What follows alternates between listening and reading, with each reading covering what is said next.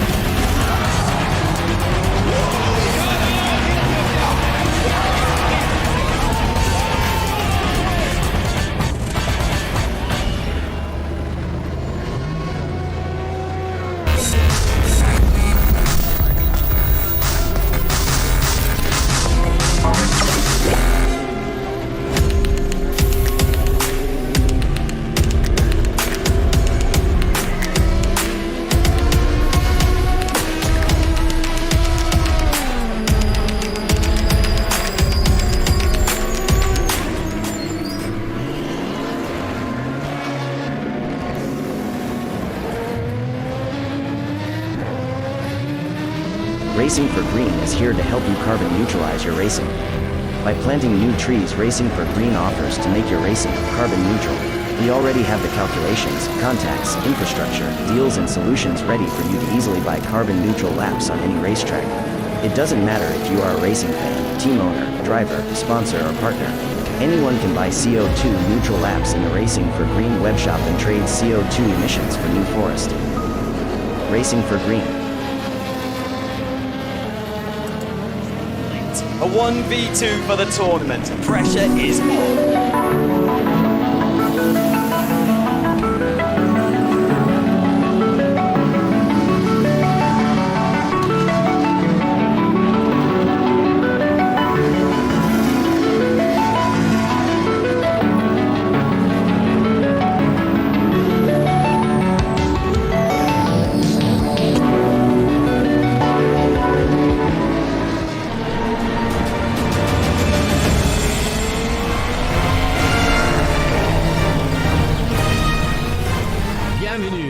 Herzlich willkommen.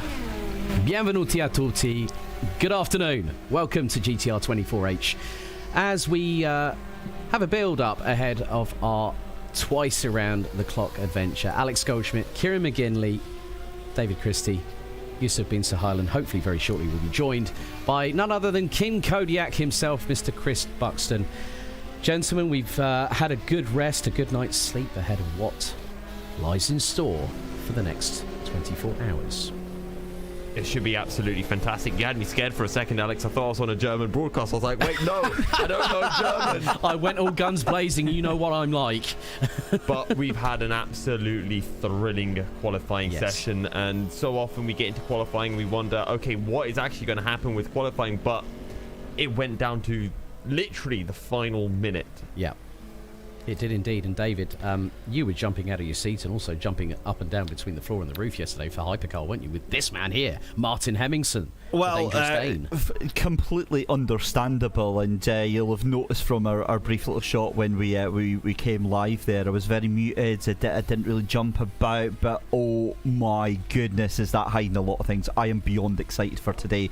Everything in this season has been leading up to today, in terms of the championship, in terms of the drivers, the teams, for us as well. This has been a really long week, and oh boy, can I not wait for the next half hour to get things kicked off, Alex. Yes, indeed. Kieran, very interesting battle for pole position last night for GT3 with Mugen Sim Racing, the 41 McLaren, getting the better of everybody else. Yeah, and more importantly, of Unison Racing, because now that sized the gap down to 18 points. That was an important pole position, if not their most important pole position of the entire season. So it really does help them in trying to close the gap and maybe even trying to overtake. So all eyes are going to be, well, at least one of the eyes are going to be on the GT3 back, because that is shaping up to be a titanic one. Yeah, GTE though, Yusuf, Musto GTE Sports, looking for 2 titles in EEWC history. They're looking really strong, and we haven't even seen Tiziano Brioni out yet. That was all Mattia Krupi as well. We saw the hot lap that he was able to give us, and Musto flying. And I think the biggest story isn't even the fact that Musto were able to pick up pole, it's what has happened to WOSR iZone Performance, because it was the it was the satellite racing car which now has a very certain flying fin at the wheel of the car.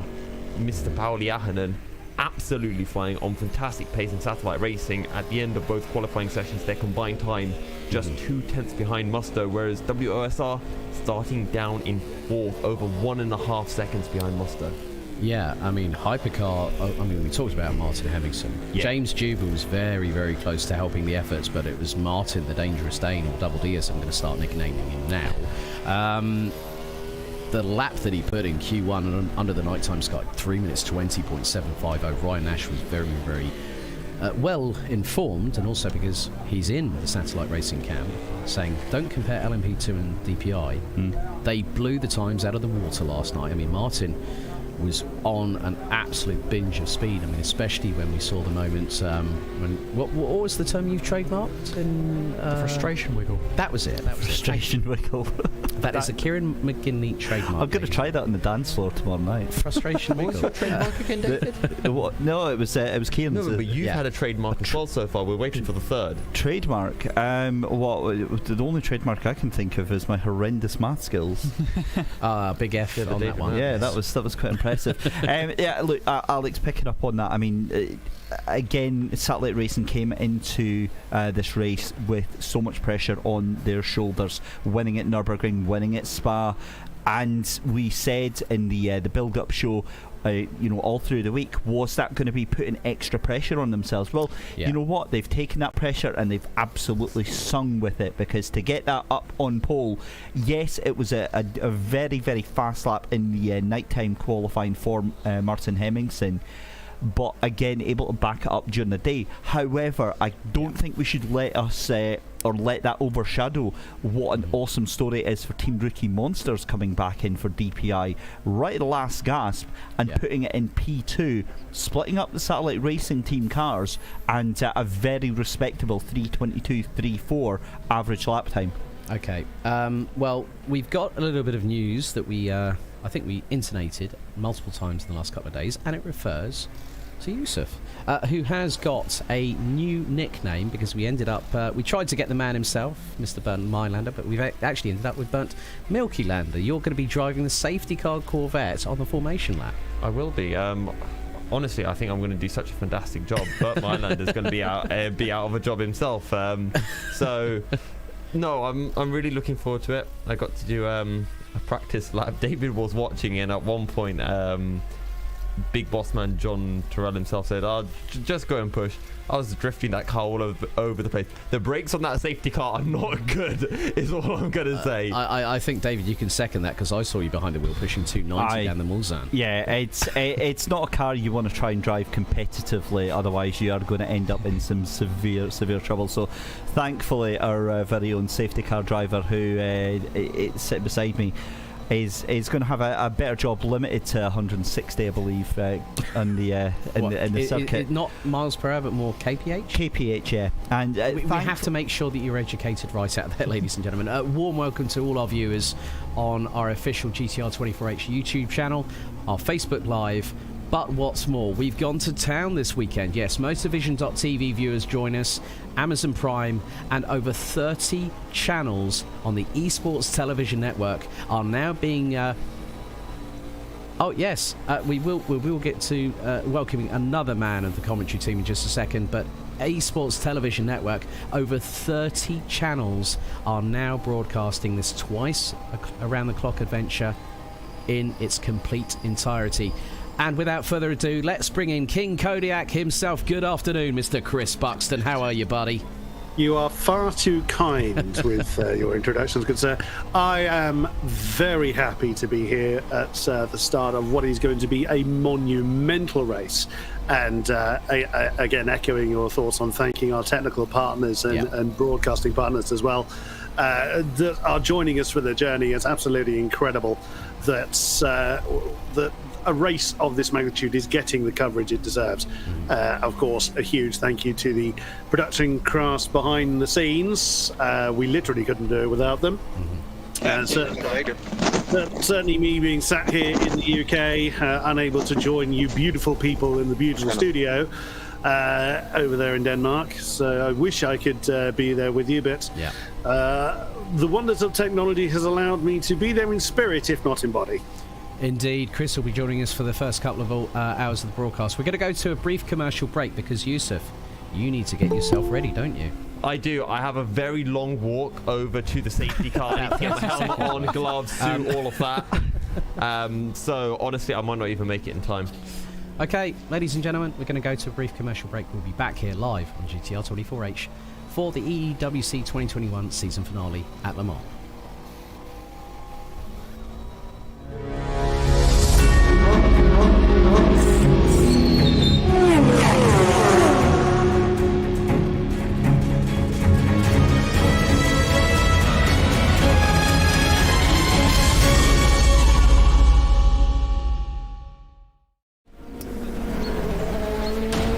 Round 6 of the 2021 GTR24H EEW season, Le Mans is presented in partnership with Viper Gaming by Patriot, Azatec, Global Flix, Film Vault, ESTV, and Motorvision.tv.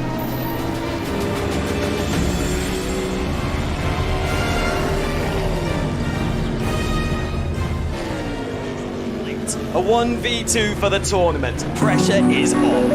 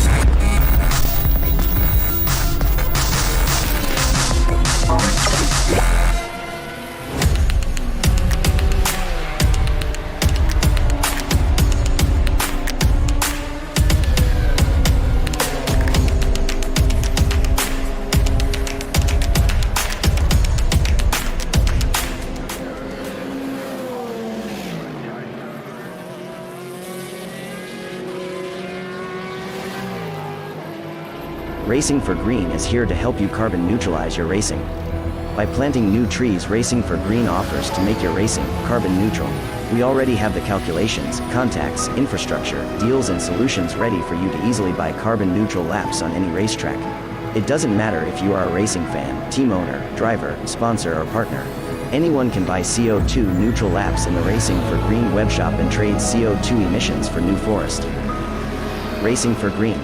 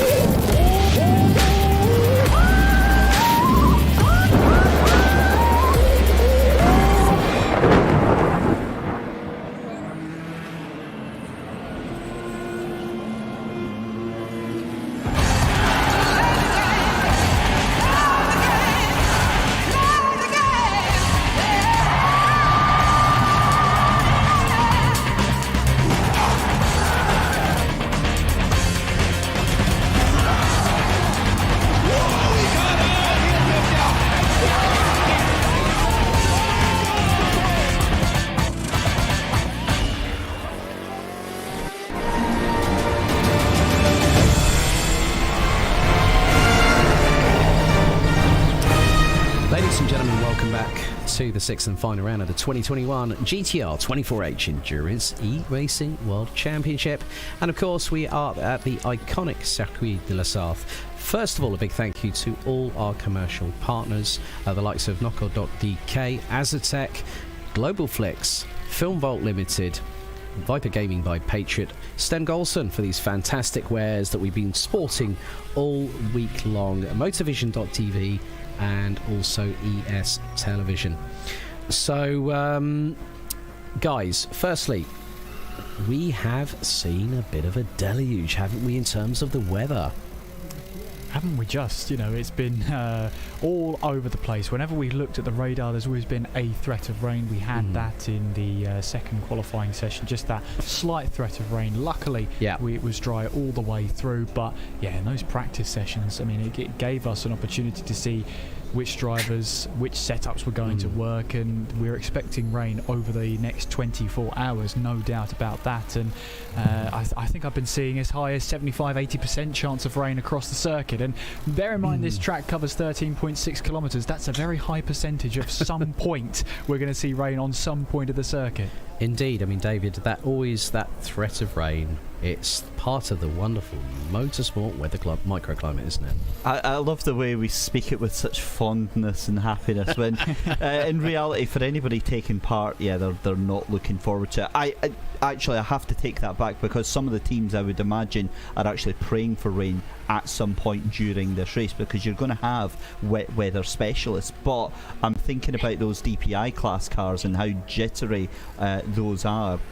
It's always a fascinating concept, because we've spoken about it at length on the build-up about how the cars get their setups in order, what are they thinking about, and what they're going to be doing. Mr. Buxton, you've been part of the broadcast team at sporadic moments during the course of free practice and also qualifying.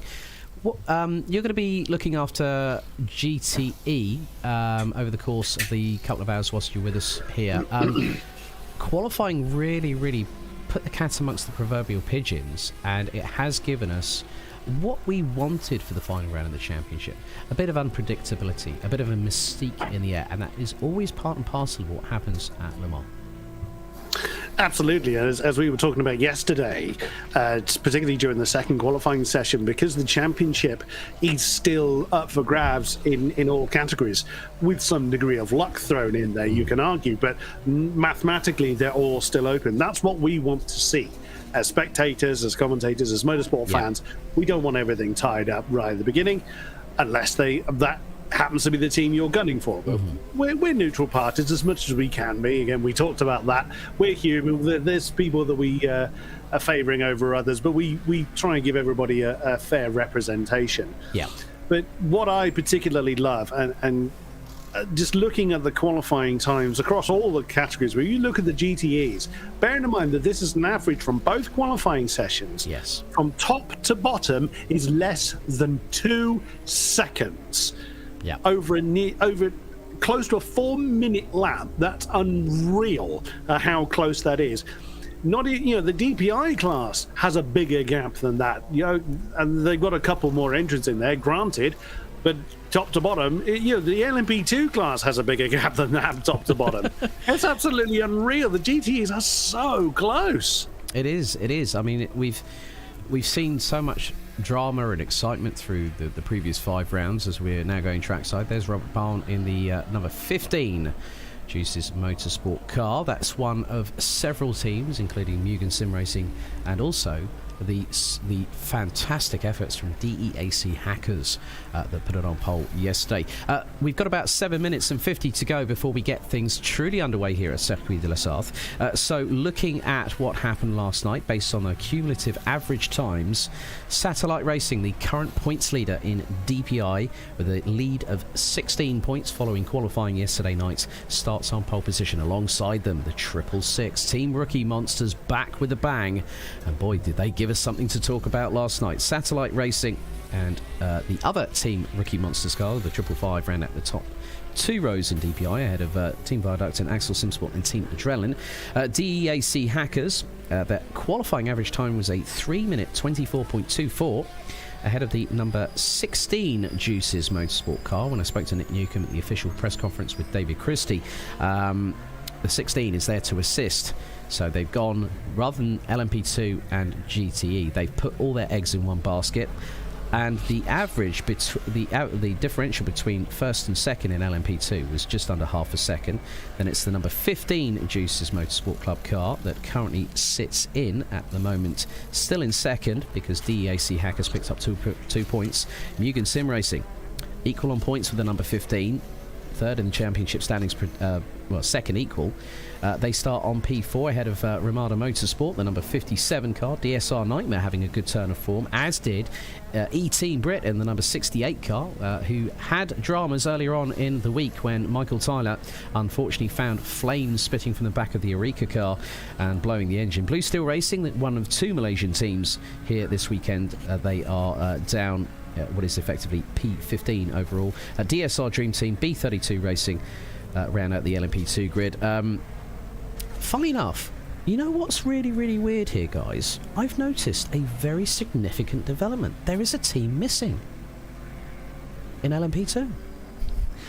It's been the team that has been on our lips for the build-up. We've been wondering, and we've been joking quite a lot with our very own Yusuf here about them missing. But of course, Varga Sim Racing are nowhere to be found. I don't have any information on it whatsoever.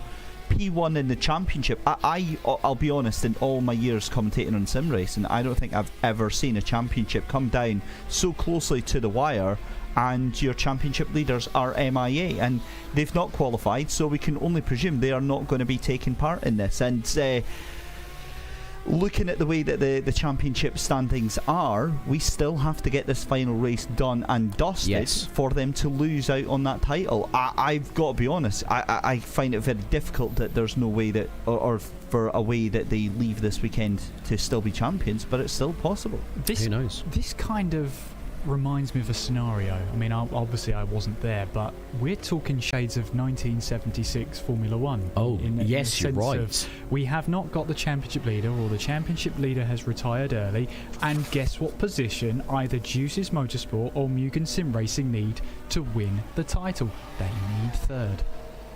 You know what's even more funny? Big thank you to you and O'Leary, who actually worked out all the championship permutations, which we posted at 11:30 this morning here on GTR24H.org. You can't also count out Ramada Motorsport. They're 39 points away. If they win it, Juice's Motorsport and Mugen Sim Racing have to have an absolute howler to forfeit the title out on track. And that's where we want to see championships decided. GTE, Musto GT Esports, the number 53, put it on pole position. Their cumulative average was the best part of 2.5 tenths of a second ahead of Satellite Racing, who put in their flying fin, Pauli Ahonen, in the 128 Corvette. That's the front row in GTE. Then it's DIS SR Lab. Never count out Andy Kirsten and that crew there. They will be good to go today and over the next 2 times around the clock. World of Sim Racing, iZone Performance. The biggest crux here, guys, is that we don't know if WOSR have decided we're not going to put the emphasis on qualifying. We want to put it on the emphasis on the race. They've got a 15-point gap between themselves and the number 53 here over the next 2 times around the clock.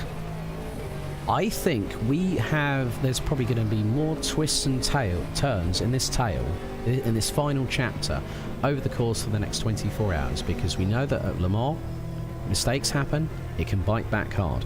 Rounding it out is the 54 sister BMW M8 of Musto GT Esports and ID SimSport in the 166 car. The Aston Martin rounds out the 6-strong grid in GTE. GT3, Mugen Sim Racing, were 2.5 tenths quicker on their cumulative average lap time ahead of Unison Racing, who have been struggling a little bit here at Le Mans. It's quite clear to see. ID SimSport in the 177 McLaren 720S, as we see Max Bunovic behind the wheel of the 717 Unison Racing Aston Martin V8 Vantage. Glam Racing. Maria Rinhack's been in contact with me this morning and says, well, we might have a shot at third on the rostrum for the overall championship standings. That is entirely possible.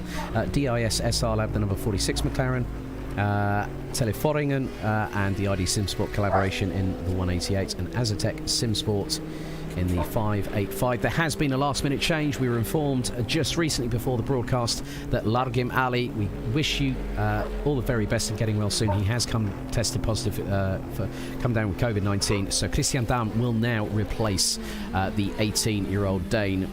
And guys, we are 1 minute and 45 seconds ahead of what is going to be a titanic battle, and we welcome every single one of you. If you want to get interactive with us, use the hashtag GTR24H. Final thoughts, guys, before we get going.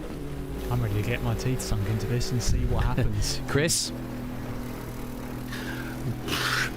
I just want to get on with it. You know, it's the calm before the storm, isn't it? I'm just itching to sort of start filling the lungs and screaming away. We've had so much build-up over so long. It's that all-important go. And that's where the adrenaline is. Just really want to go. The brain is mush right now. Ask me in a few minutes when we're underway, and I might give you a sensible answer. But right now, it's just small child ready to open their presents at Christmas. You know what? That's a really good analogy there, David. Yeah, I think that I'm the last person you want to be coming to ask how I'm feeling for this race. I am just literally beyond excited. There's a reason also that I've not went on to the energy drinks or wonderful knockout energy drinks just yet. I have to pace myself because this is going to be a very, very long 24 hours, and I just have this gut feeling that something is about to happen that not any one of us could have predicted right now. I think it's literally going to be completely out of left field. If you're talking about Yusuf in a safety car, that's predictable, David. Don't well, I don't think anybody is predicted for that one, but yeah, let's see if the FIA are going to be on standby for watching, scooping them up for official safety car action after this one. Yes, indeed. Race control standing by to keep an eye over proceedings. They will be keeping a keen eye on situations over the course of 24 hours. Ladies and gentlemen, we're going to go to a commercial break, and when we come back, we get the final round of the championship underway here at Le Mans.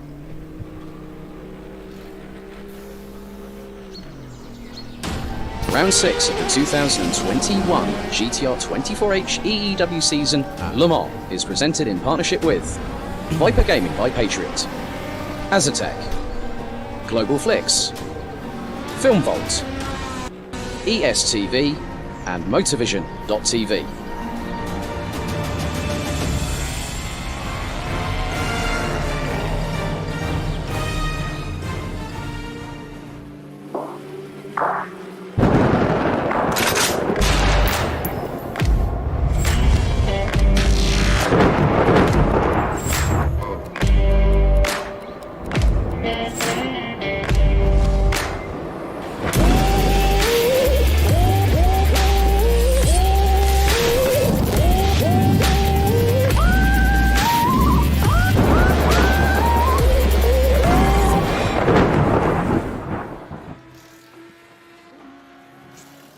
A 1v2 for the tournament. Pressure is on.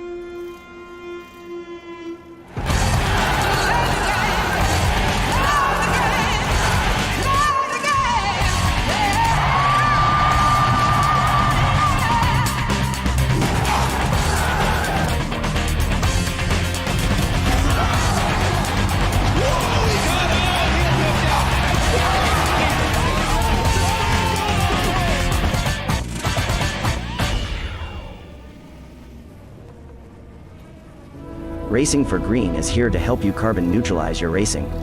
By planting new trees, Racing for Green offers to make your racing carbon neutral. We already have the calculations, contacts, infrastructure, deals and solutions ready for you to easily buy carbon neutral laps on any racetrack. It doesn't matter if you are a racing fan, team owner, driver, sponsor or partner. Anyone can buy CO2 neutral laps in the Racing for Green webshop and trade CO2 emissions for New Forest. Racing for Green.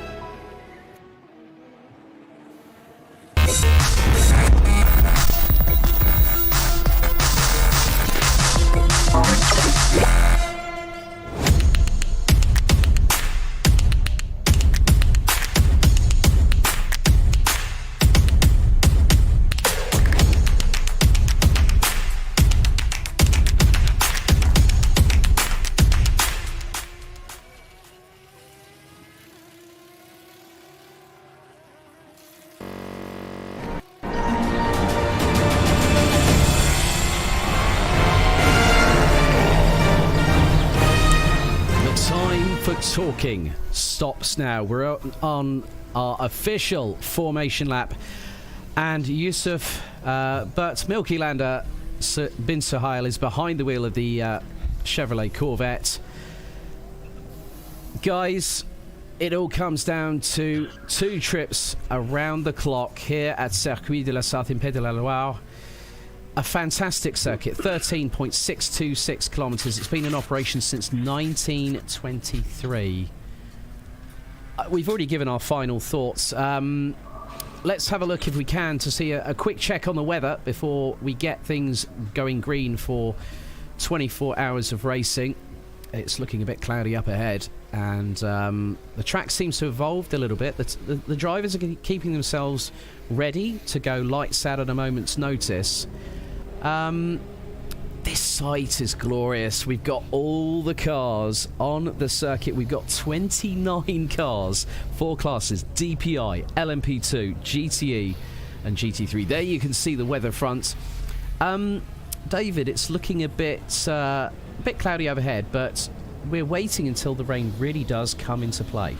Yeah, we really are. Obviously, we get a little idea of what's just happened and what's to come on that weather map there, but it doesn't give us any definitive answers, and it at least lets the drivers that are out for that first stint relax a little bit, knowing that what's in front of them is a dry track. That's what they've got right there right now. But yeah, drivers' teams going through their last minute preparations, and all credit to him. We have been mocking him relentlessly, our Yusuf, for doing this safety car, because we're thinking that he's going to bid it. But I've got to be honest, he's absolutely doing a sterling job behind the wheel. Yeah, maximum speed during this pace car lap will be 160 kilometres an hour.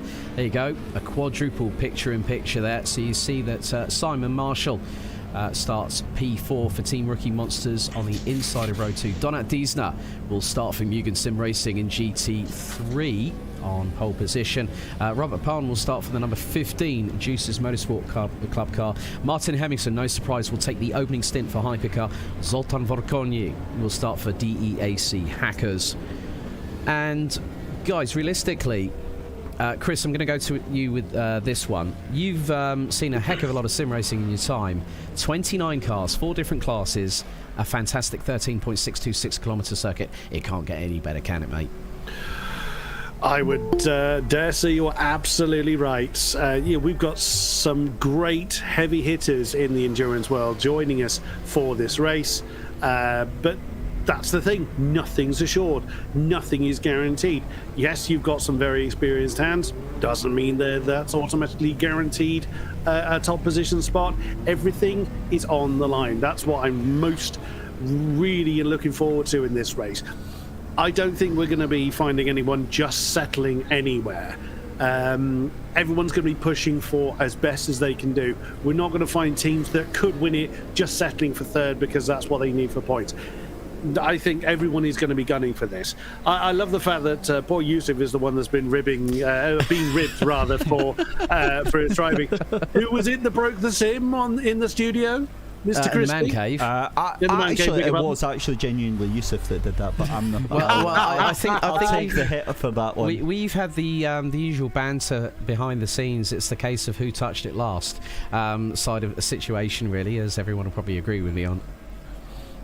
Yeah, I mean, I wasn't there, and I'm still joining in with the banter. So it's all Yusuf's fault. You've got to question him on that. Well, he's not currently available to defend himself, so it's a perfectly fair and reasonable accusation to make. So no. Okay, well, we're coming through the Porsche curves now. Things are getting ready, ladies and gentlemen. Drivers have started their engines. We are getting ready to go racing. Hypercar will lead proceedings when we go green here at Le Mans. So, Satellite Racing, 64, leads the championship. And also, Varga Sim Racing lead the way in LMP2 in the overall point standings, but it's Advantage Juices Motorsport in the number 15. Musto GD Sports 53 leads the way by 15 points in GTE. Unison Racing, 18 points advantage coming through into the final round of the championship. Pace car now in the pits. Nice little job there by Yusuf, but Milky landed Vince Hale there. Right, Martin Hemmingson will lead them out of the final chicane. And it's about to get very, very interesting indeed. So, I'm really looking forward to this because you can see a flock of cars. Hypercar, LMP2. And we are waiting for things to actually happen here. So once we get the green light from race control to signal the drivers to go foot to the floor here at Le Mans, Still all to play for. Twice around the clock. The drivers have got to be on their best behaviour. It looks like we're just taking it a little bit gently coming through, but everyone here at the studios here in Denmark, good to have Chris Buxton from our good friend over in the West Country in the United Kingdom. He will be with us in some capacity, hopefully here at the studios in 2022. We'll have some more news about the forthcoming season, probably when we have finished racing here at Le Mans. They come through in towards the approach into Tetra Rouge. I was expecting full gas by now, so hopefully we'll get an update on what the current situation is. And certainly a lot of other people behind the scenes as well. I saw the LMP2s really ready to hustle, but suddenly realizing that something wasn't quite straightforward, and they have since backed off. And there you go. You can see the gap in between the new guys and LMP2, as is correct starting procedure. So we'll hopefully get an update on that fairly shortly. Yes, indeed. And one of the good things about having the cars go, the respective four classes, Kieran, go off in separate groups, it really does give you an idea of how everything has to be controlled to precision, and especially on the start, because if you get it wrong on the start, you go barreling in, you outbrake yourself, the tyres will be warming up, but they'll still need a little bit more of this side of things. We are waiting for the green flag to be given, so at least we will give you an update on that very, very shortly indeed. But it just goes to show that we're going to have all the cars packed together in their respective classes, Kieran. That's going to be rather exciting. It is. There's some sort of separation between all four classes on the grid, so that should allow for a much cleaner start for all involved. It should be a much less hectic first couple of corners and first couple of braking zones as well, so should mean that we get some good action from the get-go. But yeah, it's just that nervy time now before the foot goes straight to the floor, at least that right foot anyway. Yes, indeed. And David, that's going to be an exciting sight to see, isn't it? It is, and obviously, as we say, we're just waiting to go green here. And I tell you what, if the drivers were nervous on that pace lap, they're maybe wanting to have a little lap to themselves without Yusuf stealing the limelight there. Can I just take a second though? I know you mentioned that there. What a cracking job! I mean, we didn't even see Yusuf for the entirety of the lap. Yeah. Kept it. I had a shot of the car, and yeah. It's a difficult car to drive. It is an absolute brick on wheels, that thing. I like the terminology there, David. I can describe it as. And wouldn't it be funny if, plot twist, that we were actually green, the cars just didn't actually realise it? It's they just decided to get going. But yeah, some gaps opening up, and just watching these cars get themselves sorted out. With the fact that the LMP2s have kind of caught up a little bit to the DPIs, I'm fancying this for getting a little bit tasty on this first lap. Well, you heard it from Mr. Christie there directly. But yeah, it's as they say, it's the calm before the storm. They just Martin Hemmingson is leading them through. That will be Muzan. And then we'll head down towards the very, very tricky braking zone going into Indianapolis, Kieran, because you've got a bit of a right-hand kink, and then you've got to really have the car nailed in terms of the braking. You've got to anticipate it, and we've seen it a couple of times over the course of the last couple of days where drivers have been caught out. It's a particular hotspot for drivers being caught out, but what they'll have to be careful of, especially on the very first lap of the race, or at least the first racing lap I should say, is the cold brakes and the cold tyres. I mean, for these cars, they're not designed to really do this speed. Their tyres and the way all their internals work, it is at racing speed, so the first lap is always the most treacherous one. You know, it's a long race. Just make sure you get through the first couple of braking zones without doing too much.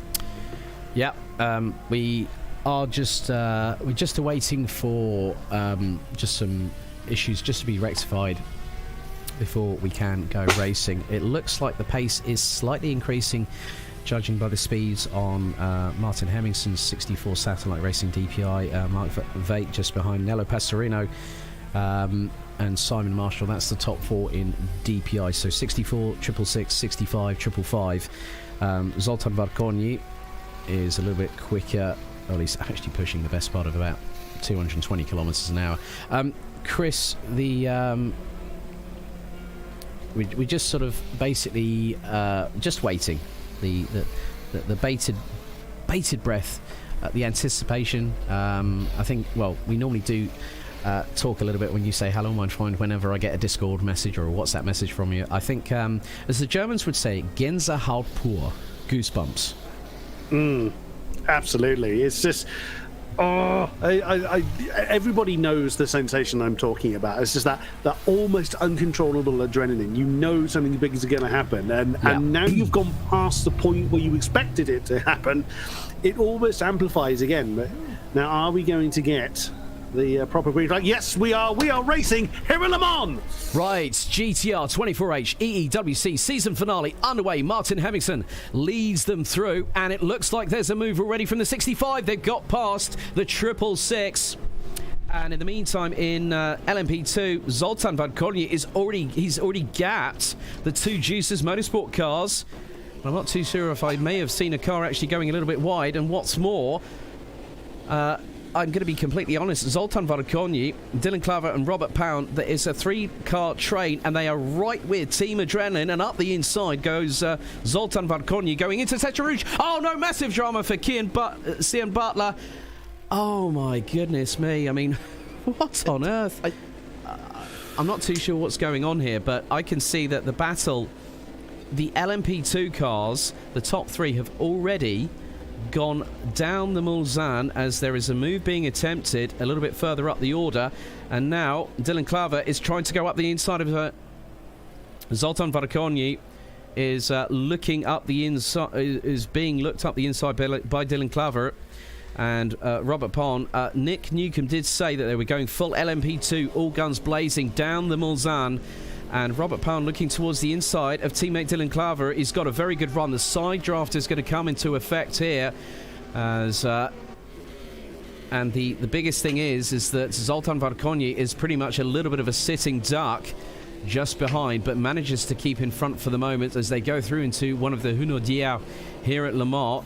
GT3, Kieran, give us an update. Yeah, that was Mugen Sim Racing. We've just come onto them because Mugen Sim Racing, there was a slight error there going through the Corvette curves, and it has handed the 717 Unison Racing team the lead in the GT3 class. I will go back and I will get a replay of that for you.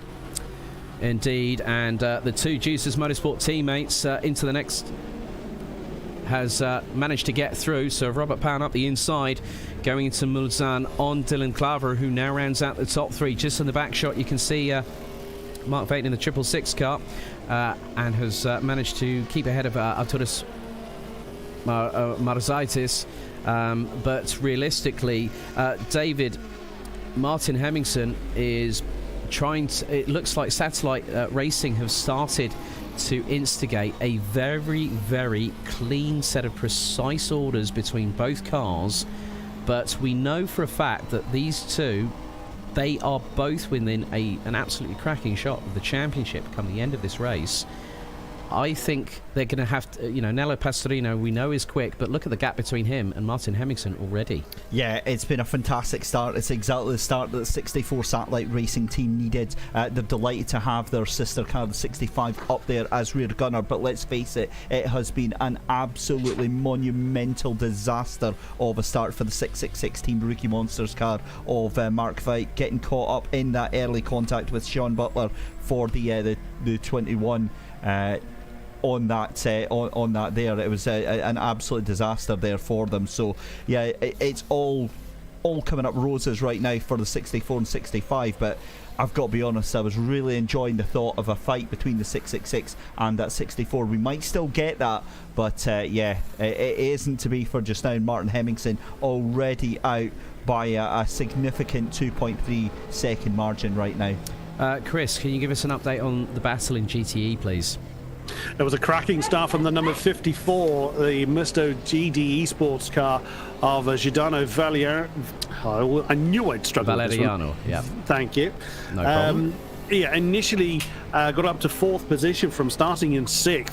Has just lost that 4th back to the number 51, the World of Sim Racing car currently piloted by Jose Berenguer.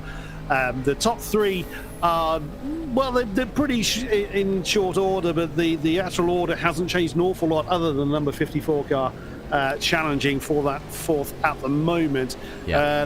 The classes, you would imagine, are still fairly close together.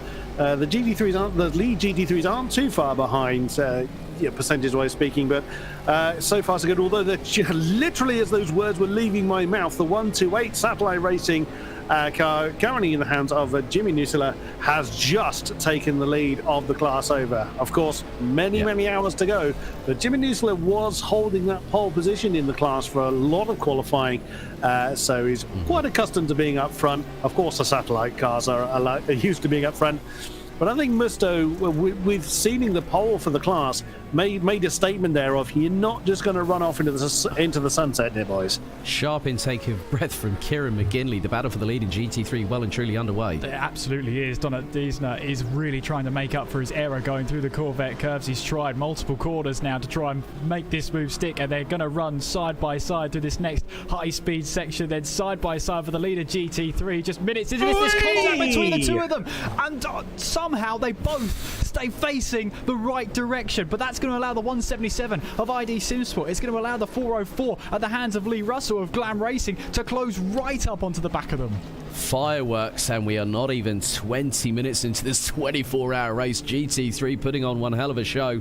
In the meantime, I have seen a little bit earlier on with the LMP2 side of things, Robert Pound has actually gotten into the lead ahead of Zoltan Varkonyi. I'm just in the moment looking back, trying to find out, see if we can get a replay of what happened initially at the start when the LMP2 field were closing in, and then that massive incident with Sean Butler from Axel Sports. But Lee Russell closing in on the 177 ID SimSport car.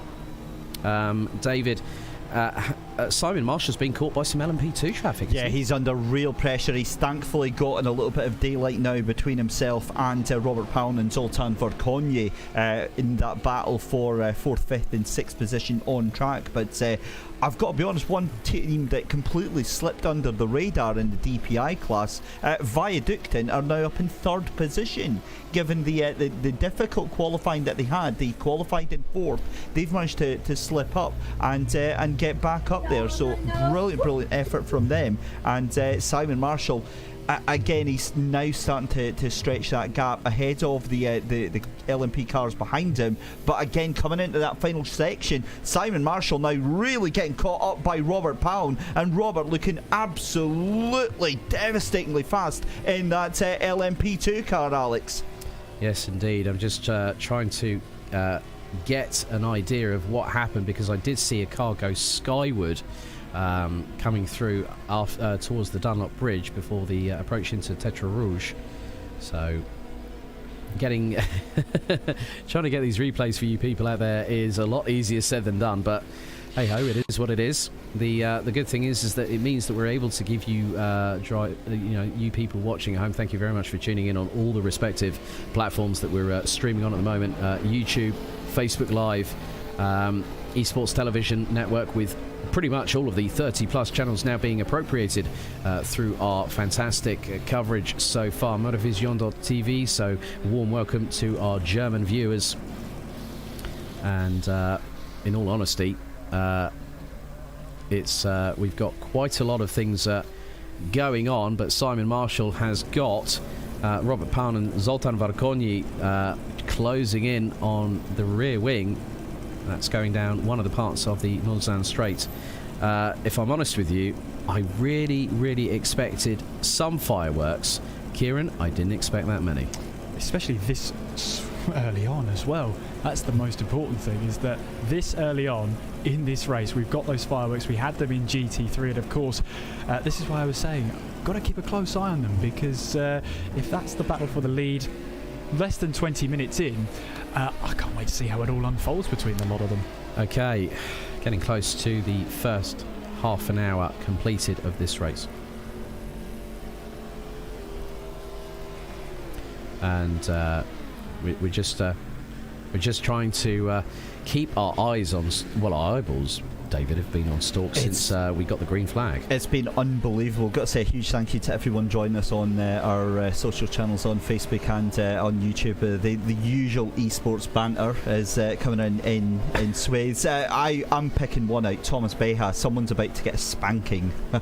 Oh. I think that could literally, at this point in time, describe half the field right now after that really difficult start for the LMP2s and for the hypercars as well. We'll get a replay of the start of that as well. But I'm fascinated by this battle here. Just ahead of Zoltan Verkonye here, you can see the 15 of Juice's Motorsport Club, Robert Pound. And again, Alex, this demonstrates the difference between the DPIs and the LMP2s, because on that first half of the circuit, on the Mulsanne straight through to the Mulsanne hairpin, this is where the DPI shines. It just stretches its legs. But as soon as you start getting into the tight, twisty, technical corners, then suddenly the LMP2s are back all over that DPI car. And I think it's only going to be a matter of time before Simon Marshall gets caught. Oh, now we turn our attention to GT3. Take us through it, Kieran. Yeah, here's Lee Russell. It's Lee Russell trying to go up the inside, going through the very first corner. Then there's just a slight tad bit of contact there, but nothing to unsettle both cars. But the ID SimSport 177 manages to just about stay ahead. And well, Lee Russell has been trying to size up this move for the last sector of the last lap. He's really been putting that pressure on and seeing what happens, and almost it made and manufactured that move. But you can see as they approach Tetra Rouge, still all over the back of that McLaren as they make their way through that flying right-hander. See what happens then down the Mulsanne straight. You can see there Lee Russell right on the back then as we make our way towards this first part of the high-speed straight. Yeah, the Mulsanne originally, when before they brought in the Hunaudière chicanes, was straight line, and Lee Russell pulls to the outside on the left. And let's see if the Aston Martin can use the side draft to its maximum advantage. The McLaren has a lot of torque in that twin-turbo V8 4-litre power plant. And Lee Russell riding the curbs, and he gets the job done. Brilliant job. And I'm sure that team boss Maria Rinhack is absolutely pleased with that one. Yeah, absolutely. Always they come across one of the LMP cars there. Both had to just make sure they didn't trip over it. But yes, the McLaren will now have the slipstream down the second part of the straight. But will they be able to try and find their way through? Where is the 177 ID SimSport car? They're thinking about it, maybe trying to fill the mirrors of the Aston Martin, but not quite close enough to try their move in towards the second chicane. David, what else has caught your eye? I mean, especially with hypercar. Was that Martin Hemmingson that managed to get past the two GT3 cars there, I think? I wasn't sure. I was too busy trying to look through the replays for the start line incident. I'm doing that at the moment. Don't worry about that. For the DPIs. But yeah, look, according to what's happening on track at the moment, it's Martin Hemmingson still ahead of Nello Pastorino from first and second place, Viaductin, and then the Simon Marshall for Team Rookie Monsters in fourth place. As far as the cars that were caught up in that DPI instance, Shan Butler's still in fifth, but away down, it looks like in eighth place overall on the track. It's Arturas Masaitis for Team Adrenaline, actually still ahead of Mark Veit in the Rookie Monsters machine. Both of those cars though still going. That's how DPI looks just now. Yeah, Chris, Yemini Sula from Satellite. Oh, okay. Viaductin have been caught up in the GT3 class. They've made contact there with the 404 Glam Racing. That was heading in towards Indianapolis and Arnage. Come back to me, I'll find a replay of that one. Definitely. Chris, can you give us an update? Yemini Sula still leading in GTE. That he is. The 128 Satellite Racing car still leading the way, but there's barely... The biggest gap you've got between any two GTE cars is 3 seconds between fourth and fifth. So they are just going through their regular business. You would imagine that most teams are going to utilise the slipstream as much as they can, even if they're not going to attempt an overtake. They're going to want to save as much fuel, tyres, brakes as they can. Oh no, impact as we've just seen on the stream. One of the LMP cars has just gone round, bouncing off of Lee Russell. And that would be the replay you were referring to. So I was looking looking at one screen as that incident happened. I wasn't listening, I promise you. But yeah, that was quite a clout, though. So, I mean, you can't blame fatigue for that one. That was just a pure misjudgment. I mean, we'll let the powers that be investigate that one properly and appropriate the penalties. That's not up to us commentators, and I don't envy the stewards to have to do that one. But that was rather a big punch in the face of the NMP. That was more like a right hook haymaker from probably like someone say Anthony Joshua. Yeah, that was a straight clout across the chops. But as far as the GTEs are concerned, they're all rather staying in the slipstream of Jimmy Nussela, Mattia Cupri in the 53 and Musto GTEs. I'll get these right words in the right order in a minute. GD Esports car is less than 2 seconds behind. Then it's 2.2 to the DIS SR lab number 45. Then 2 seconds to Jose Berengauer in the 51. 3.6 back to Giordano Valerio. I still can't get that name right. In the second Musto car, you get the idea. So the GTEs are keeping themselves so far. How long that remains to be the case for, we will see. Yeah, we're fast approaching the completion of nearly half an hour of racing here at GTR24H. With that in mind, we're going to go to a brief commercial break. We'll be back in a couple of moments' time, folks.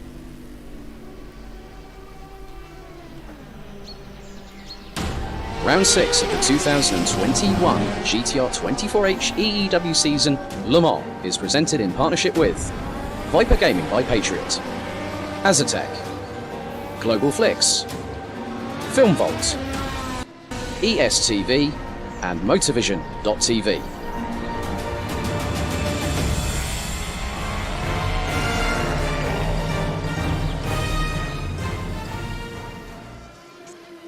A 1v2 for the tournament. Pressure is on.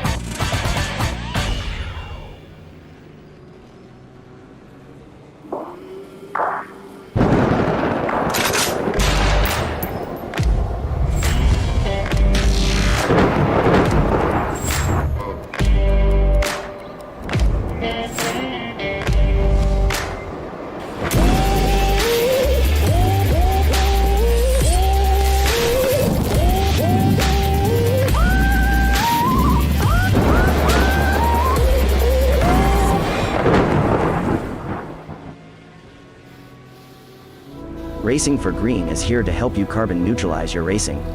By planting new trees, Racing for Green offers to make your racing carbon neutral. We already have the calculations, contacts, infrastructure, deals and solutions ready for you to easily buy carbon neutral laps on any racetrack. It doesn't matter if you are a racing fan, team owner, driver, sponsor or partner. Anyone can buy CO2 neutral laps in the Racing for Green webshop and trade CO2 emissions for New Forest. Racing for Green.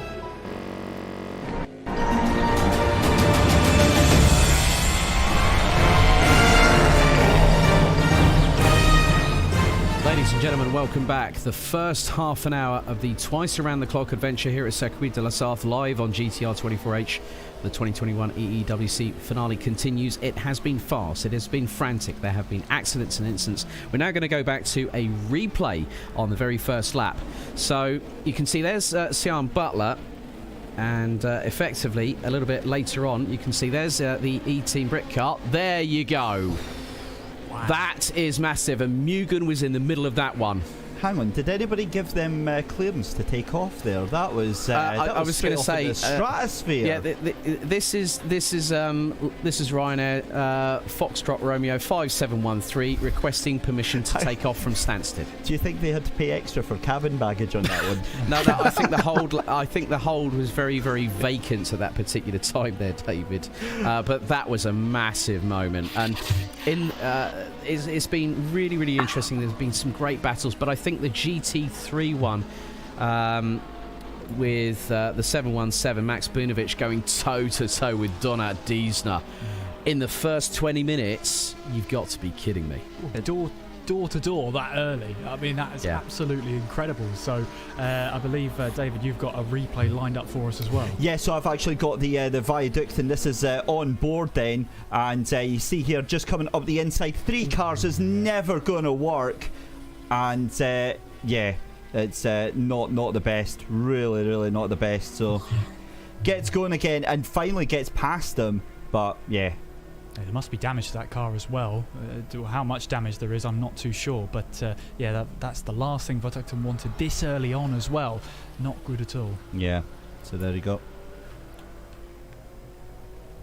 So there we go. That's Viaducton as they are just now, still in that third position. And you've got to say as well, I mean, they're fairly happy with how they're going right now, Alex. Right, okay. Pedro Ramada from Ramada Motorsport is now closing in on the number 777 DSR Nightmare car. Now, this is a pretty big battle towards the tail end of the LMP2 class. Just look at the commitment here from Pedro Ramada, turning the car in.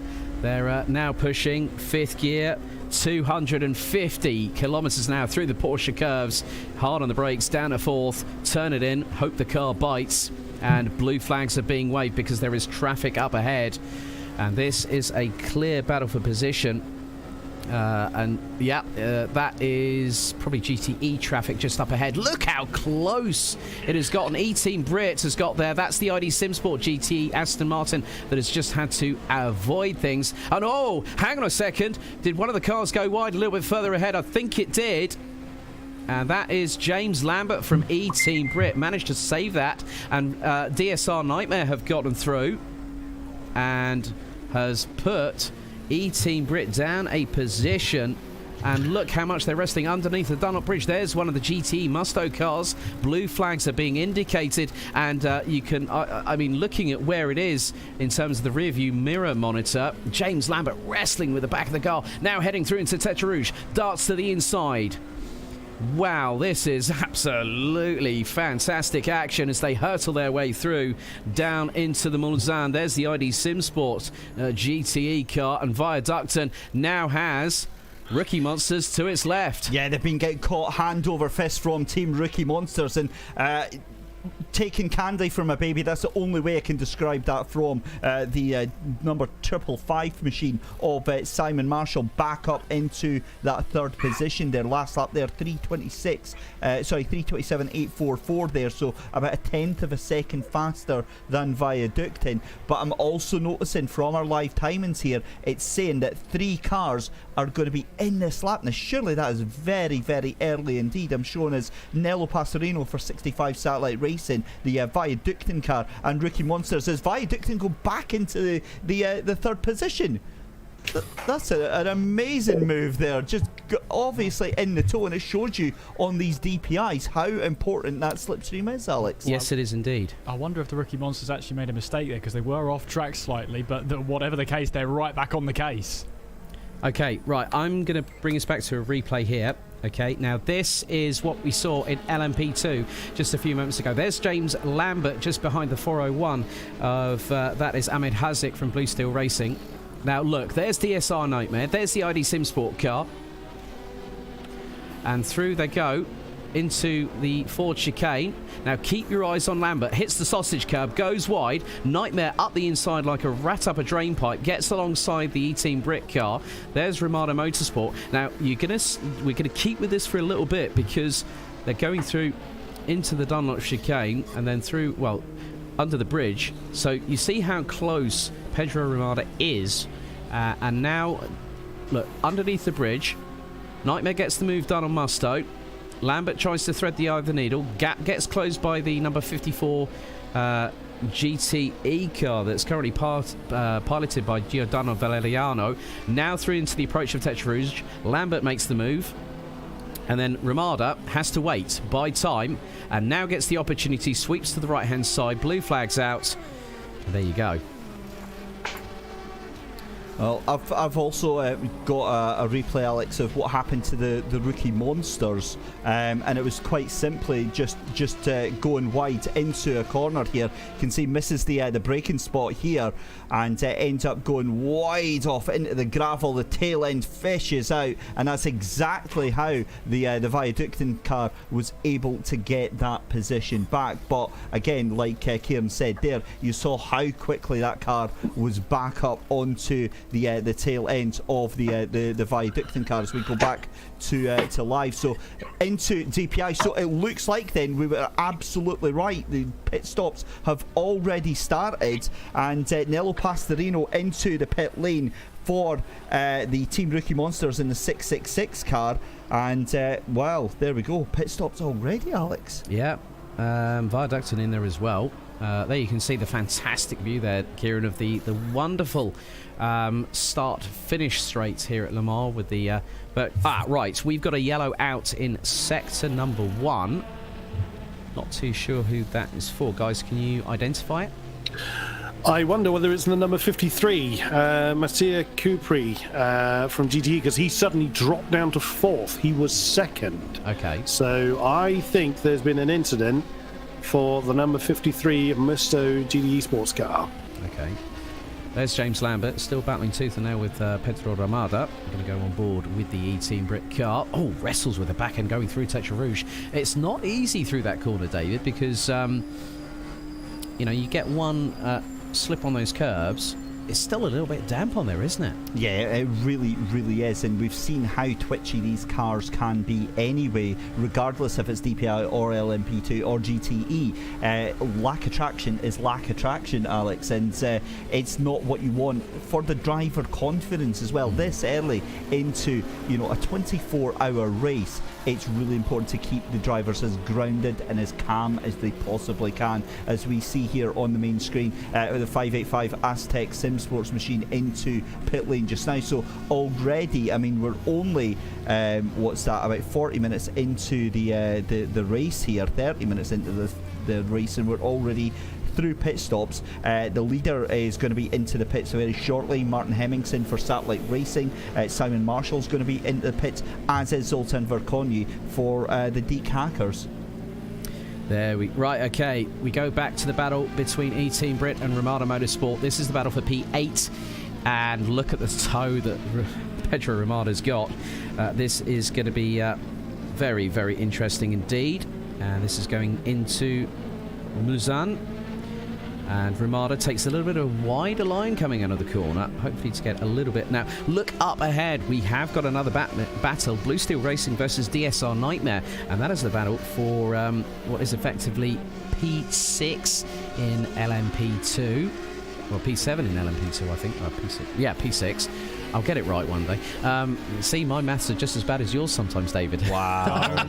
Bring that wow, couldn't miss that opportunity. Come on. Here's you, our fearless leader, and you take the first opportunity Look, you guys have been doing that to me behind the scenes when I inadvertently did something very, very wrong the other day.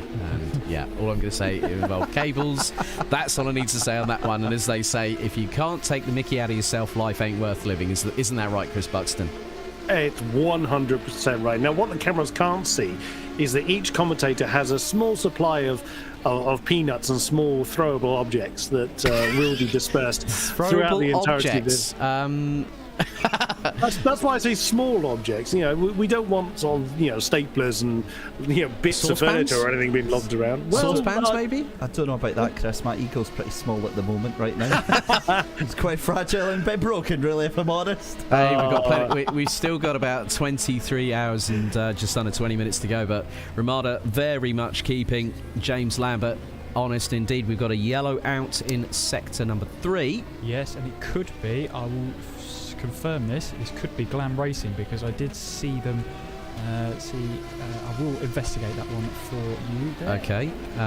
David, any developments in Hypercar, please? Just we're in the middle of our pit stops stints just now. A lot of the cars flushing about just now, so we'll give it another lap or so. We'll be able to give you some proper updates. But Martin Hemmingson, race leader, just into the pits just now, has come out. He's back behind the wheel, and presumably just some more fuel on the car there. But fantastic that we get to see all of the LMP2s now are going to be in at the end of this lap, Alex, so that'll then restore the order to the timing screens. So we're effectively seeing that 9 laps at full pelt, which is what we've had in Hypercar, seems to be the run of order.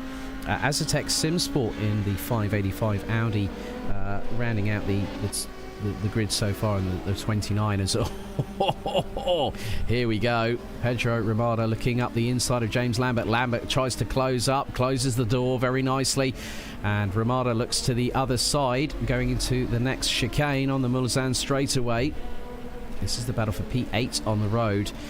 And Lambert is doing a fantastic job. He's actually got a deteriorating bone condition, has James Lambert. E-Team Brit, their hashtag is believed to achieve, and Max Spooner will be keeping a keen eye on proceedings. Michael Tyler actually suffers with cerebral palsy, which affects the left-hand side of his body, and actually races with one hand. He's got one of the great things about E-Team Brit, just like the parent company, Team Brit, it's all about making sure that inclusivity in motorsport is paramount. And I've met Michael. Funnily enough, we were commentating on the Simply Race Endurance Series first round, 12 Hours of Bud, and I met Hamish Eisner, Max Spoon. Well, I've met Max quite a few times in person anyway, but Hamish Eisner, Michael Tyler and James Lambert, a great crew there. And it just really goes to show, David, that anyone that has a sim rig, has the equipment, has the ability, can go and compete with the very, very best. Yeah, and that is such an inspiring story. I know obviously the team at E-Team Brit and also Team Brit as well, which essentially are their main inspiring partners there, do a lot of work to to promote that and to help encourage more talent through their ranks here. And it's a brilliant story, a brilliant team, and like you say, we've spoken to Max plenty of times, we've spoken to the drivers plenty of times. It's just great to see as we see Zoltan Verkonyi into pit lane there. Yeah, there's James Lambert, and also leader in LMP2 in the pits, and right up the back bumper of it is DEAC Hackers. Right, okay, we have got a flood of LMP2 cars. They're all coming in. That is on lap pretty much the conclusion, what's going to be lap number 12 of this race. Everyone in LMP2 is in the pits, and as you rightly said, David Christie, the natural order is resumed. There is a yellow flag out in sector 1 that's just been retracted, and I'm just looking here. A lot of the cars are still in the pits at the moment, and I'm just going to see. Right, okay, looks like, yep, Robert Pawn has just exited pit lane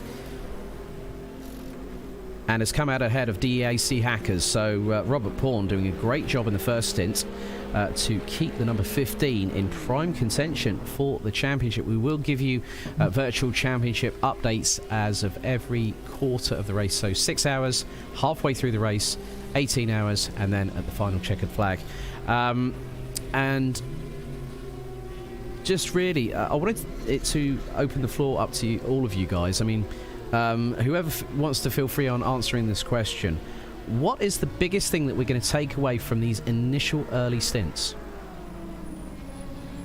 I'll jump onto that one then. From the early stints, I think you need to get stability. That has to be the one overarching desire from these opening stints. You have to really get the good groundwork in. You have to make sure that you avoid any incidents, like we saw with the LMP2 cars. You have to get your drivers settled into the car, make sure that they avoid all of the chaos that happens in the first 15 minutes of the race.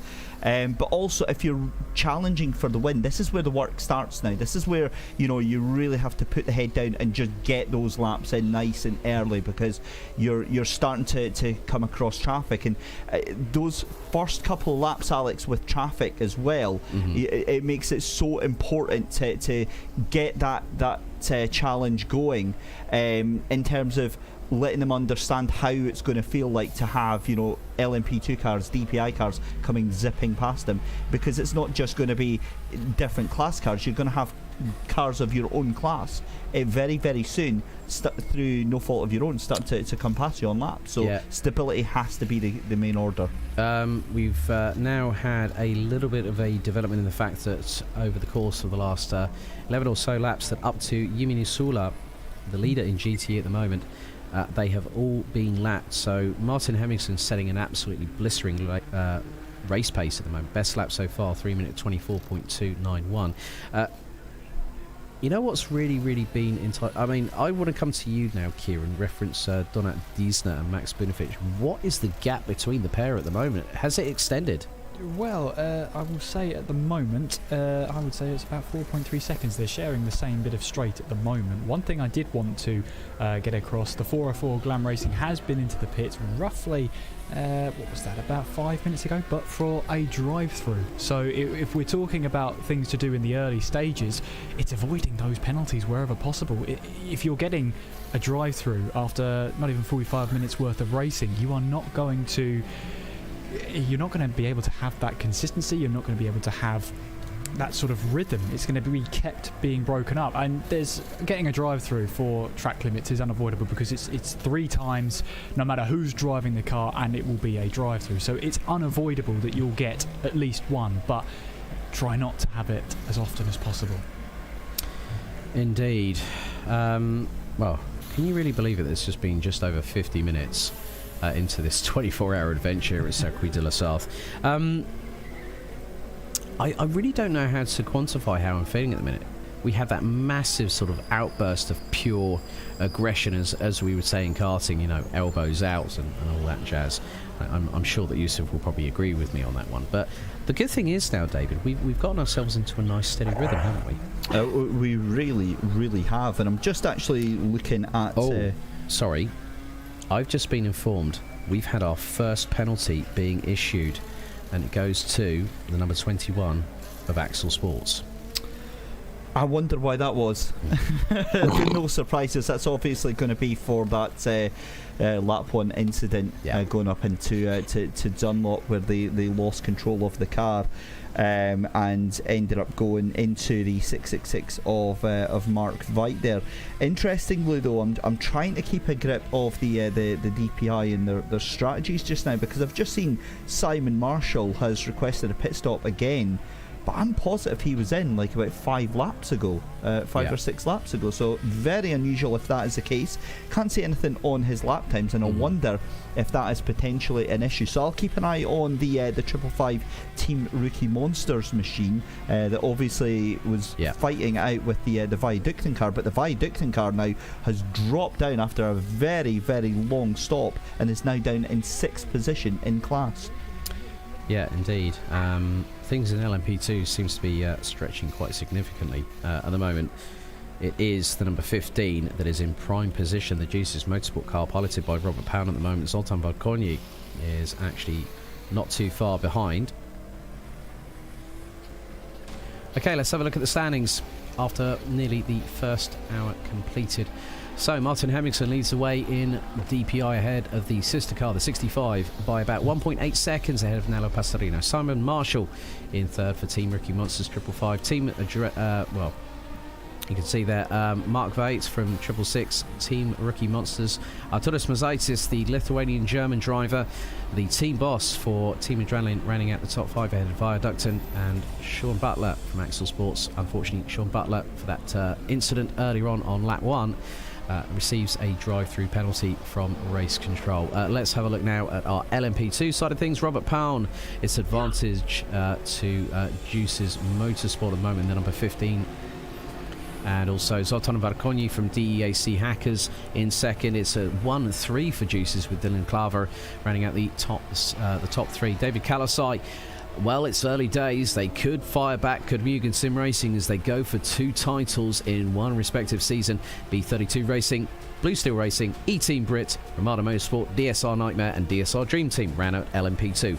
Going now to GTE, it's Yimini Sula from Satellite Racing, the 128 Corvette C7R that leads GTE. Jose Berengoya, DIS SR Lab, Mattia Krupi from the 53 of Musto GD Esports, the championship leaders by 15 points coming into this final race of the season. Ahead of the sister car, piloted by Giordano Valeriano in the 54. With the ID SimSport 166 Aston Martin Vantage GTE rounding out the grid. Let's have a look finally to our GT3 class, and it is Mugen Sim Racing's charging Donat Diesner got his elbows out, as did Max Bunovic. They are 1-2 respectively, the 41 of Mugen Sim Racing and the 717 of Unison Racing as well. ID SimSport in the number 177 McLaren 720S rounds out the top 3. Lee Russell from Glam Racing. And then also DIS SR Lab, ID SimSport and Azatec SimSports round out the current standings here at the GTR24H EEWC season finale here at Le Mans. David, I think we need to go to a pretty respective replay, don't we? Yeah, we do, and this is...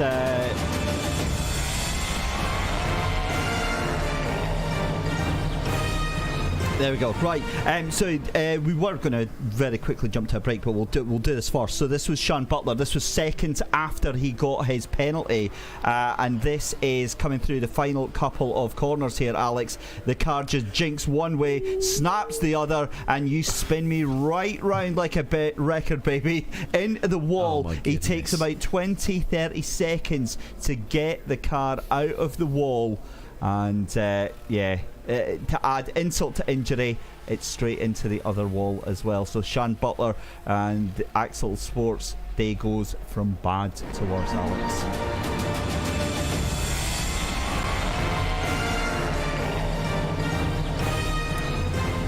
Ladies and gentlemen, we're nearly at the top of the first hour here at the EEWC 2021 season finale, and it's Le Mans. Now, the thing is that what we have here is a lot of people do really, we've had a lot of dramas so far. I mean, Kieran, I think we had the LMP2 take off and cleared not for landing, well, cleared for immediate landing. We had Diesner and Bunovic bang each other's door panels and exchanging paint. David, we've had Martin Hemmingson literally catapult away into the distance, with Nello Pastorino sort of like doing a bit of follow the leader. Chris, we've had a change in GTE. I can't believe we're at the first 24th of this race and we still have 23 of them to go. I can't believe how many teeth trying incidents we've had just on the run up to this point.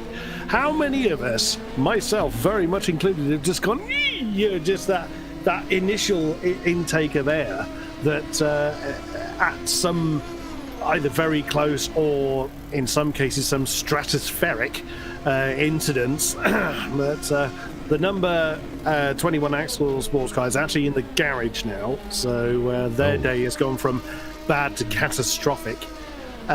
Also, there has been a bit of a change in the GTE lineup. Literally, no sooner did the words leave thine divine mouth, Mr. Goldschmidt, the second and third swap round, the 51 Worlds of Sim Racing car currently in the hands of, oh my goodness, well, there they are again, look.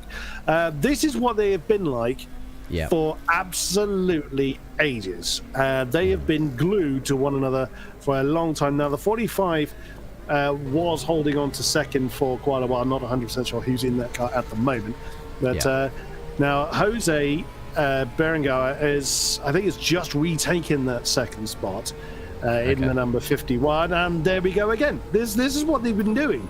I've been keeping a very close eye on their delta times, and I mean that's a pretty decent way of actually making the move if you have someone willing to play ball coming down into into Indianapolis rather. But yeah, sadly the number 53 hasn't been able to recover from their earlier incident that's dropped them down into fourth. But the number 128, so Jimmy Nusela for Satellite Racing, is now got a 9-second lead over his fellow classmates. Nothing more to report just yet, but I suspect these two are going to give us something to talk about fairly soon. Indeed. Kieran, are there any developments a little bit further back down the order from the likes of Donat Diesner and Max Bunovic? I know Glam Racing have definitely got themselves hot to trot, so to speak. Yeah, I mean, Diesner's been really comfortable at the moment. He's built the gap between himself and Max Bunovic by roughly 7.5 seconds now, and it's going up gradually lap by lap. It's roughly 5 to 6 tenths per lap, which isn't a lot in the grand scheme of things, considering Diesner's fastest lap 3:55.2, Bunovic's fastest lap 3:56.0. So we're talking those margins, the gaps being built, and I mean it's very, very early days, but second place for Unison Racing is not that bad. It would mean they clinch the title by 4 points. I know we're only a 24th into this. We've got a long, long way to go. But I know, buddy. I think Max Bunovic and Unison Racing, they may not be happy with second place, but second place is by no means a bad thing in the grand scheme. Yeah, I mean, just having a look at things at the moment as it stands. I said we were going to try and do 6, 12 and 18 and 24 hours. Kieran, you stole my thunder. I apologise. I apologise for that remark. But coming into what we're going to have now, interestingly enough, the differential in terms of the championship standings, Kieran, you've quite nicely brought in the fact that we have some changes. Now I'm looking at the more prevalent title battles in terms of the championship so far. DPI, the way things stand at the moment, now Satellite Racing, virtually speaking, have a full complement of 52 points. They took pole position, they're currently leading the way, still with Martin Hemmingson behind the wheel. Satellite Racing 30 points adrift, down in 75. Now the way things stand, reference LMP2. This is where it gets interesting, folks, okay? Jesus Motorsport, 124 points. So if they finish where they are and they get an extra 2, that puts them on 126. That means they win the title by 25 points. It's looking even closer between GTE. All right, get this, 22 points is the differential between Musto GD Esports, the number 53, with Mattia Krupi behind the wheel in 4th place currently in the class. Jose Berenguer in the 51 WOSR iZone performance car currently sits second in the championship standings, virtually speaking, on 116, which means the gap between Musto in the 53 WOSR iZone performance now drops from 15 to 9 points. Chris, that is incredibly mouthwatering, isn't it, for GTE? Let's have it. Let's absolutely have it. I like the spirit there, my good man. Well played. Absolutely. And now, as we continue to watch this intense battle for second position, and what we tend to see in endurance racing is cars tend to settle into a position rather than actually fight for their position. But we've seen repeatedly these two just thinking, no, I'm having some of this. As one of the LMPs is taking the wiser route and not trying to make the move. But that's gonna put the number 45, that's the DIS SR Lab car, completely off and nearly gets a punch in the face. That was Mattia Krupi, and the 53 car's just come past. Here comes the 54, not far behind. There it is. The next roaring BMW wasn't able to capitalize on that. I think that was all fair in love and racing. Oh, that's the number 166 ID Simsport car we just saw get that right hander a little bit wrong. I think that was a simple mistake on the hand of the Porsche there. There was no impact. There was nothing wrong with that. It's just a simple, too much gone in. Probably a little bit late on the brakes. Still loads of time left, and long may these fights continue as far as I'm concerned. But that's allowing Jimmy Nussler just to dance off into the sunset, comparatively speaking, and now 11 or so seconds to the good over the GTE class. But does this give the number 51 Porsche an opportunity to race off unchallenged after the once-away Corvette? We will see. Indeed we will. Indeed we will. Now that has changed a little bit more of a side of things in terms, well, looking at it this way, I'm just sort of making these, inputting what's going on, but we're going to come back. The end of the first hour is completed. Stay tuned, as we've got just under 23 hours to go for the exciting GTR24H 2021 Endurance E-Racing World Championship season finale here at Circuit de la Sarthe in Le Mans.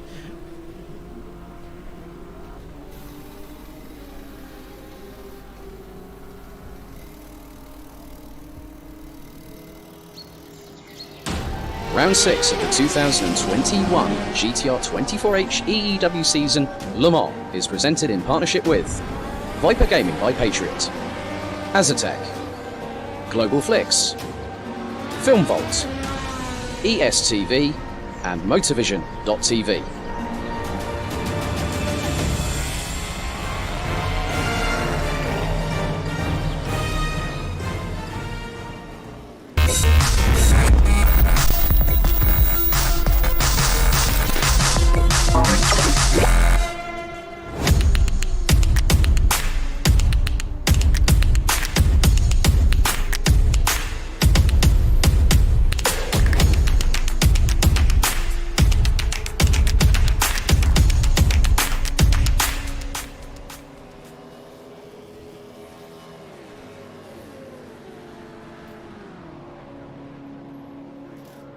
Racing for Green is here to help you carbon neutralize your racing.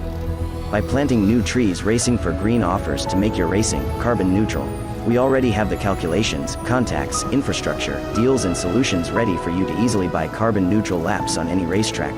It doesn't matter if you are a racing fan, team owner, driver, sponsor or partner. Anyone can buy CO2 neutral laps in the Racing for Green webshop and trade CO2 emissions for New Forest. Racing for Green. A 1v2 for the tournament. Pressure is on.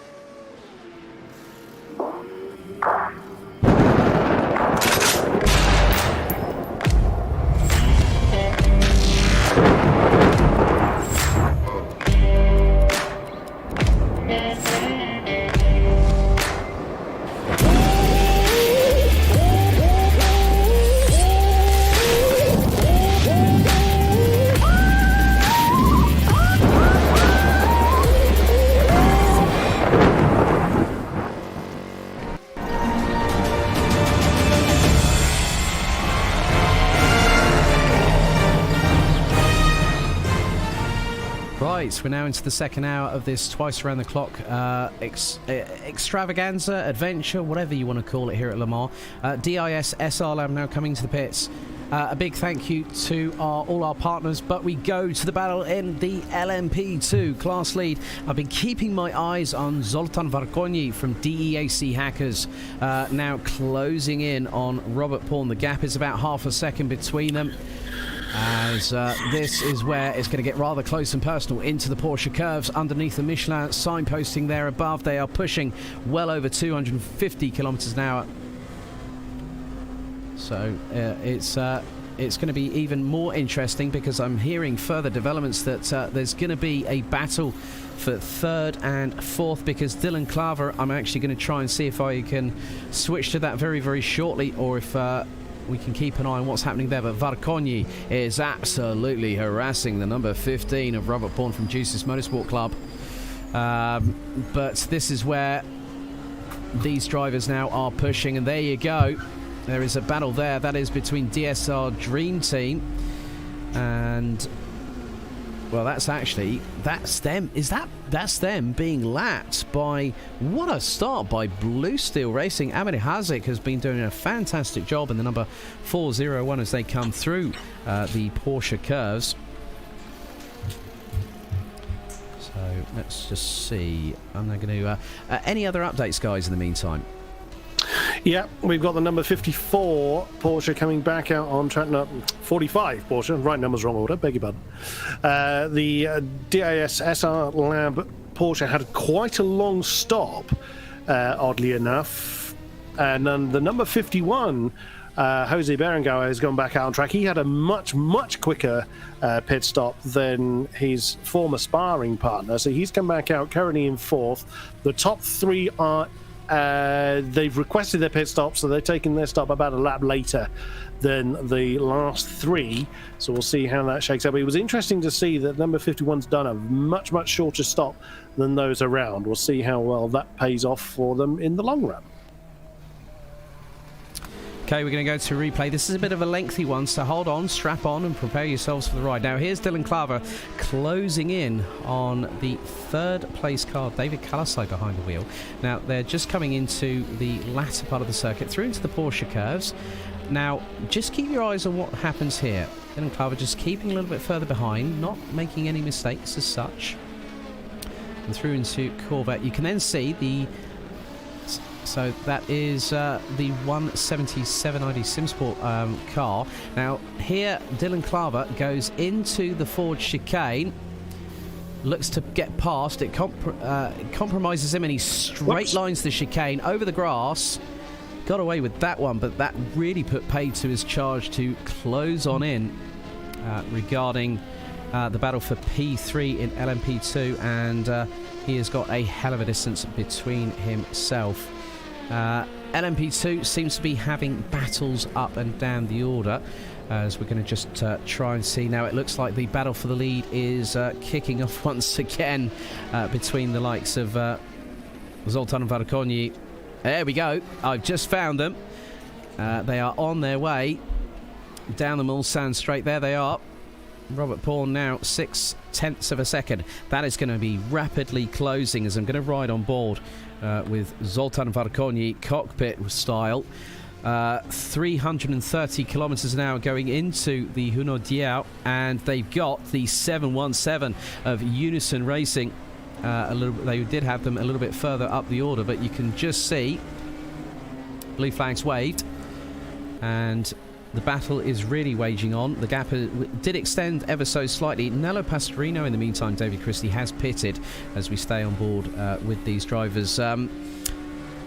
This is really interesting. Oh my goodness me, into the braking zone for the second of the Hunaudière. Zoltan Varkonyi is really wringing the neck of that LMP2 animal that's being controlled by the steering inputs and also the throttle and brake inputs.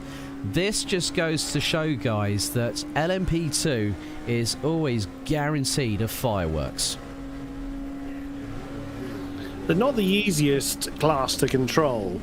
Now, I've, of course, in sim racing terms, never been near the machinery in real life, but LMP2 has always been a bit of a bogey class for me, in the sense of, doing the straight bits, I am king.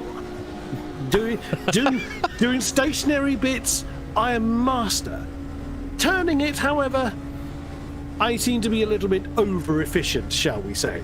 Keeping the damn thing straight, That's where I kind of fall down. They are oddly tricky things. Now, that could be the way I'm driving it. That could just be my lack of driving skill. That's why I go for this seat and not the driver's seat.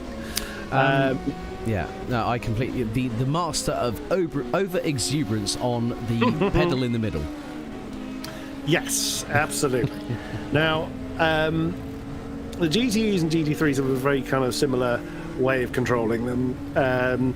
There's obvious difference. There are differences in kind of engine, fuel tank size, performance, yada yada. But as far as actually how you control them, similar in style. The DPIs, though, I did have a brief go with them. That's an animal. That's an absolute animal. I mean, that's probably because there's a lot of horses under the right foot. How on earth these guys are controlling them for this length of time? Down to setup and practice. Yeah, absolutely. But they are not for the faint-hearted. That's a beast that needs time to tame. You can't just jump in and go. The GT3s and GTEs are a bit more forgiving in that sense.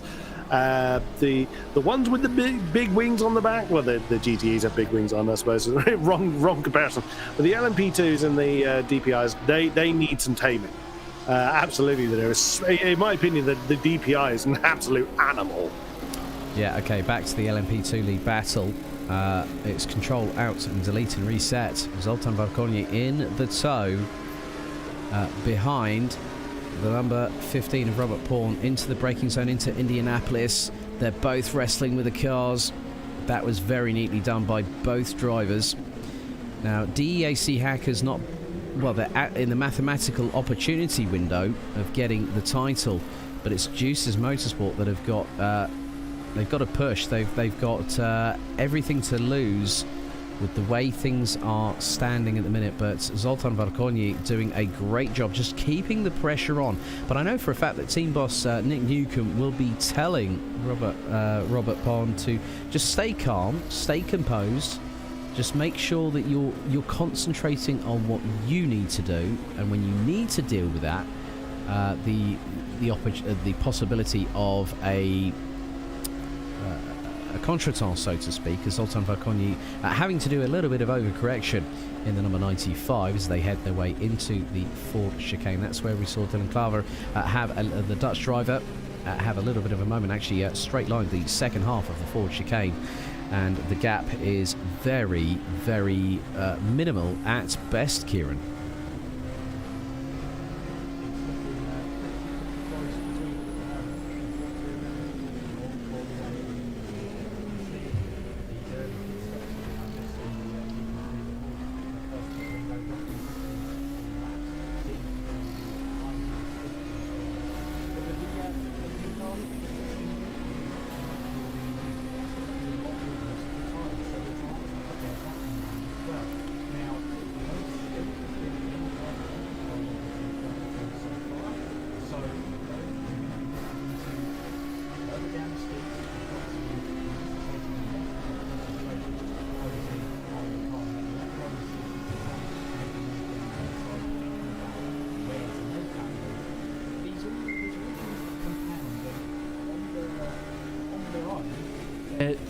They will be, looking at it. Oh, hello. Am I? Yeah. Apologies for that. Well, now I know how you feel about me. So there we go.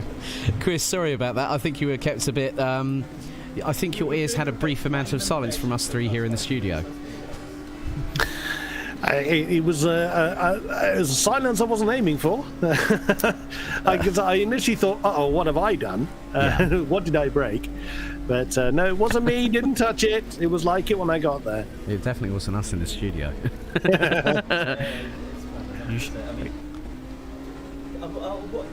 it earlier on. I had it about 5 minutes ago. And it was like, yeah, okay. But just on that point, I just want to bring back in that battle about first and second place for LMP2. It's been raging on for the past 15 minutes between Zoltan Varkonyi and between Robert Pound, and it's such a strange thing to see because we think this is a 24-hour race here. Yes. And the two of them have been absolutely going toe-to-toe, and I've got no doubt this is going to keep going on for the next couple of hours. There's going to be a DPI flyby because I think that is Martin Hemmingson now getting past. Now, Hemmingson has just got past Zoltan Varkonyi. There we go. Straight into the toe. Goes Varcogni on Hemmingson. Hemmingson's now done 2 pit stops, so we're looking at approximately 9 laps, I think, David, per fuel stop, aren't we? As Hemmingson very, very wide coming out of Indianapolis there. I'm just thinking this is huge for Varcogni because he's behind Hemmingson. He's going to get the toe here. Yeah. Hemmingson dives out, and that also allows Varcogni to get that boost up the start-finish straight, try and catch up on Robert Pound, and potentially get into the toe here. This is a huge couple of minutes here for LMP2, and you get the feeling that even if Varcogni can get past, it's not going to settle anything at all. You all know what the gap is. It's around about 4 to 5 tenths of a second between first and second in LMP2. Kieran, how's things looking in GT3? What have you got your eyes on at the moment, my friend? Well, Mugen Sim Racing, again, building that lead. 11.7 seconds is now the gap between Diesner and Max Bunovic. But one battle is for the wooden spoon at the moment. ID I like that Sim terminology there. Yeah, 188 ID Sim Sport, 6th place in class. DAS Sim Racing Lab in 7th.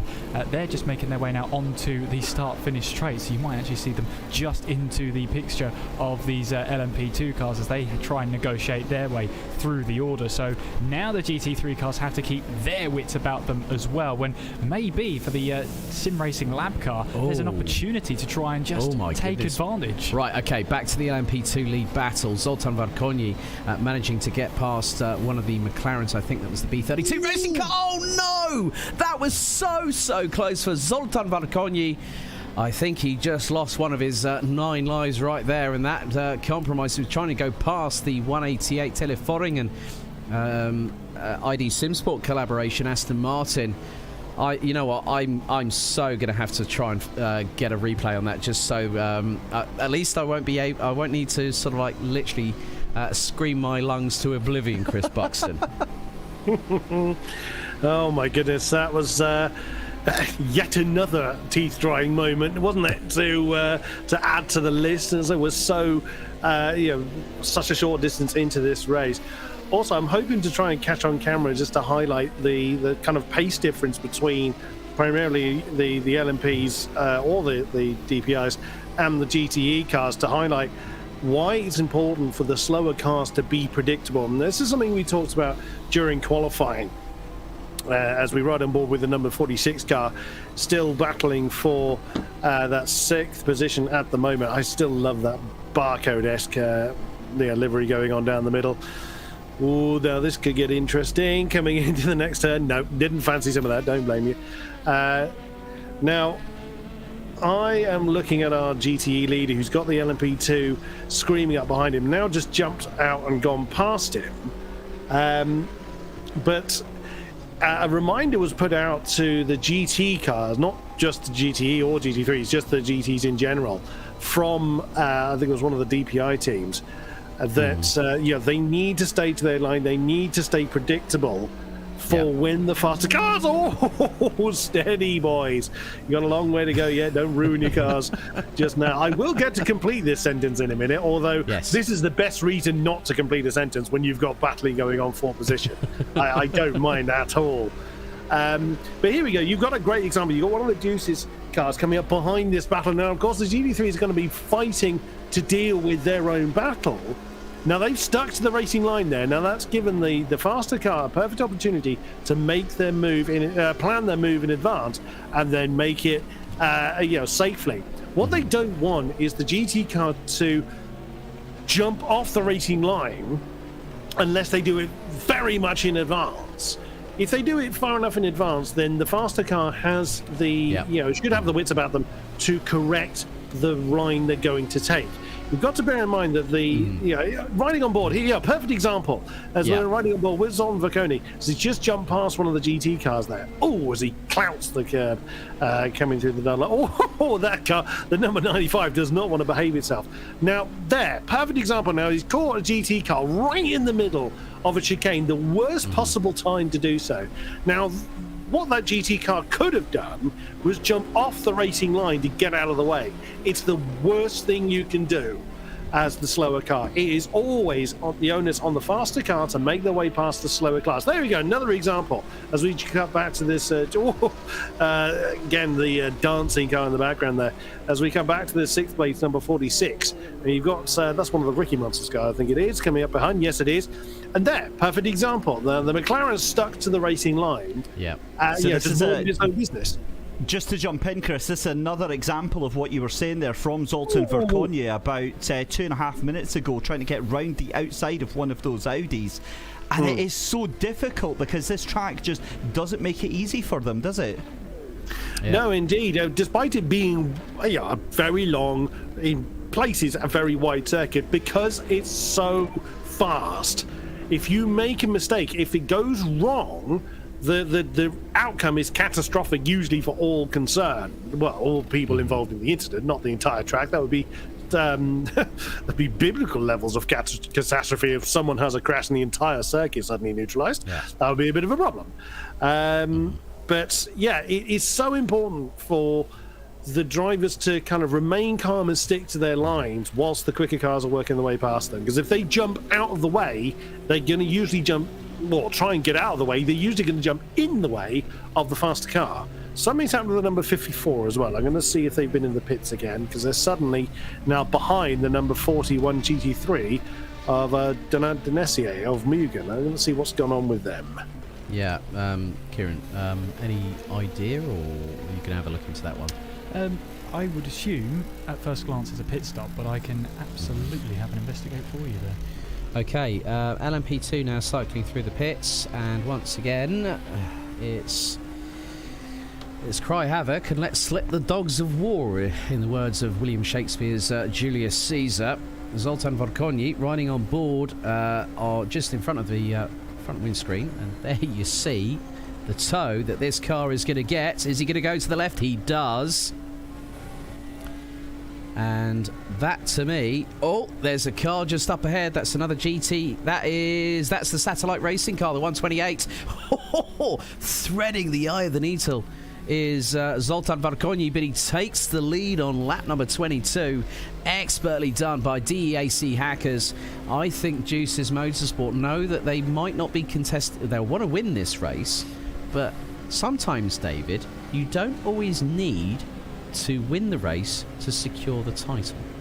That's absolutely spot on, and what would be clever here if as we see Robert Pound on the back of Zoltan Verkonyi, Pound could have been passed on that straight there.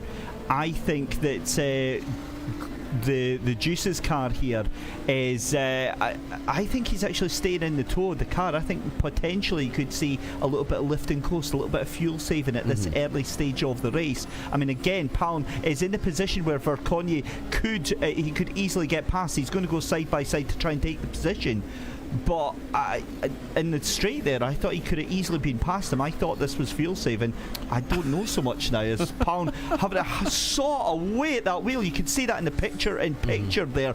Fascinating battle, and I'll tell you what, you're certainly getting value for money here with an hour and a half almost gone of this 24-hour race here. Pound moves to the outside again, and Verkonyi, this is epic stuff, Alex. Round the outside, is he going to chance it? He does. Robert Pound with an absolutely fantastic overtaking masterclass, heading into the braking zone for Indianapolis.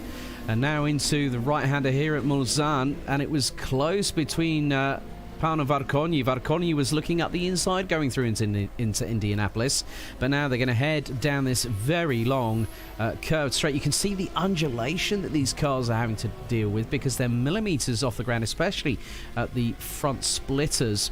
Lights ablaze, and they've got that is Mark Veit from the 666 Team Rookie Monsters that actually put it on the front row of the grid alongside pole setters overall, the number 64 satellite racing car into the Porsche curves, and now heading into Corvette. It's not done yet by a clear sight. There's a little bit wider run coming using the momentum of the LMP2 car from Zoltan Verkonyi, and is fractionally behind. This is going to be more like a game of musical chairs, isn't it, Chris? Absolutely is. So whilst the battle for the LMP1 lead is continuing at pace, I was trying to look at what happened to the number 54. Now, he definitely had a spin last lap. He lost about 20 seconds last time around. He has gotten back ahead. Giordano Valiano, I've been rehearsing that in my head and I still can't get it right, has gotten back ahead of the GT3 leader. But Donna Diesner is still fighting the BMW. They are actually fighting for it's an on-track position. Now, strictly speaking, they are allowed to do that, although I'd rather they didn't hit each other. That McLaren is so loose. It has been really squiggling around through the corners. But, I mean, strictly speaking, this is allowed. It is a battle for 22nd position overall. Despite the fact they're not in the same class, they are allowed to fight. It is a genuine position. If one was lapping the other, completely different story. They're on the same lap. This is a genuine fight for position. And that McLaren is doing a brilliant job of staying glued to that BMW, or at certain points trying to get in the BMW. But, you know, it's Diesner is just absolutely staying brilliantly with that BMW, despite the fact that McLaren has had quite a few, shall we say, exuberant moments in a few corners, as he's now got who's that coming out? It's one of the DPIs coming up behind him. Nicely done.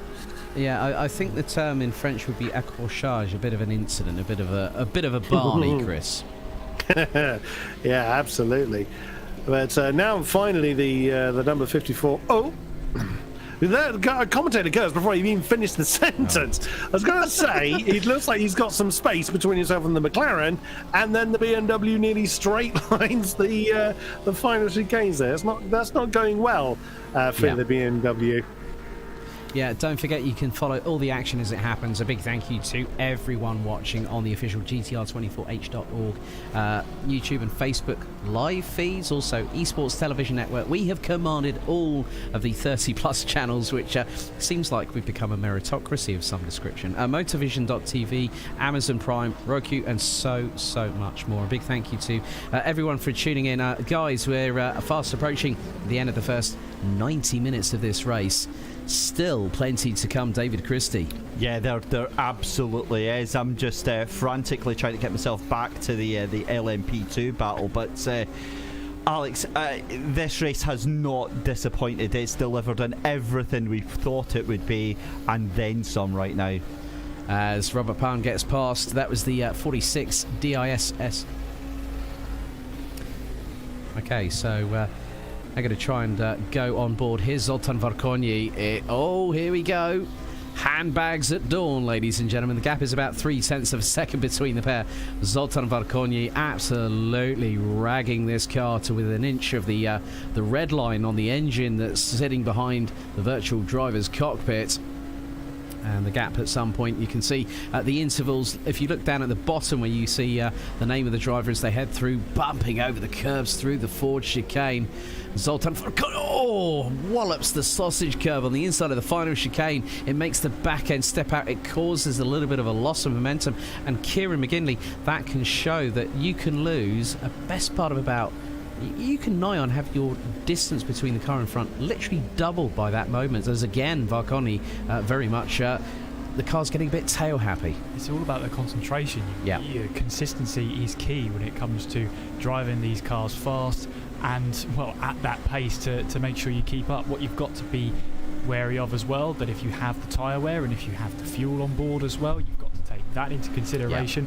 Just making sure you keep everything under wraps. I just want to expand on that because we did see a ding-dong battle between Giordano Valeriano and the 54 Musto in GTE and the 41 Mugen Sim Racing in GT3 of Donat Diesner. Now, Diesner was being smart. He was using the slipstream. The GTEs have a higher top speed, and it was allowing him to actually pull away. Now that he's out of that slipstream, he's being closed in on.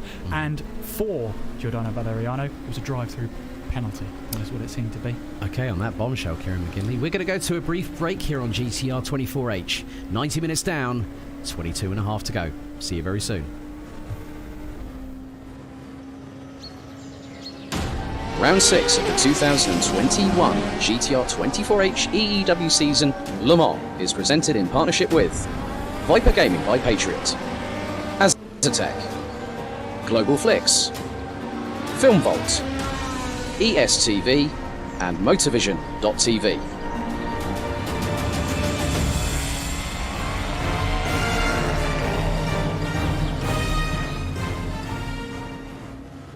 Racing for Green is here to help you carbon neutralize your racing.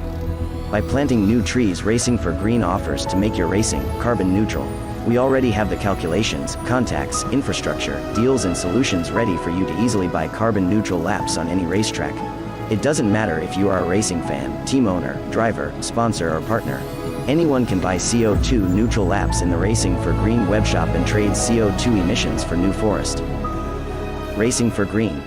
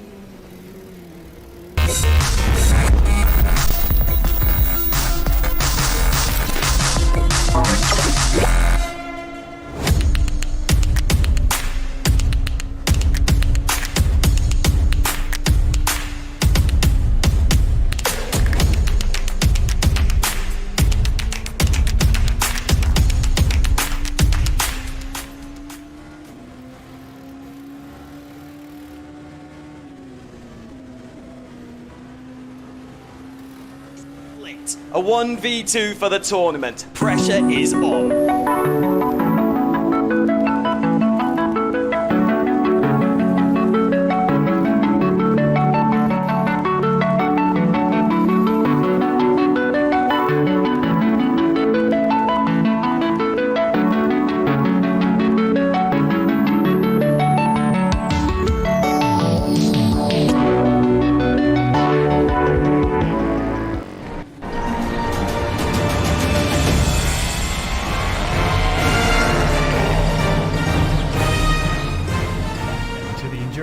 Racing World Championship Series finale at Le Mans, and well, we've got a bit of catching up to do, especially for the DPIs. I mean, David, you've been keeping your close eye on this one. It's a battle for second place between Nella Pastorino and Satellite Racing number 65 and Simon Marshall, the treble 5 of Team Rookie Monsters, and they are coming across some traffic left, right and centre. Yeah, they are.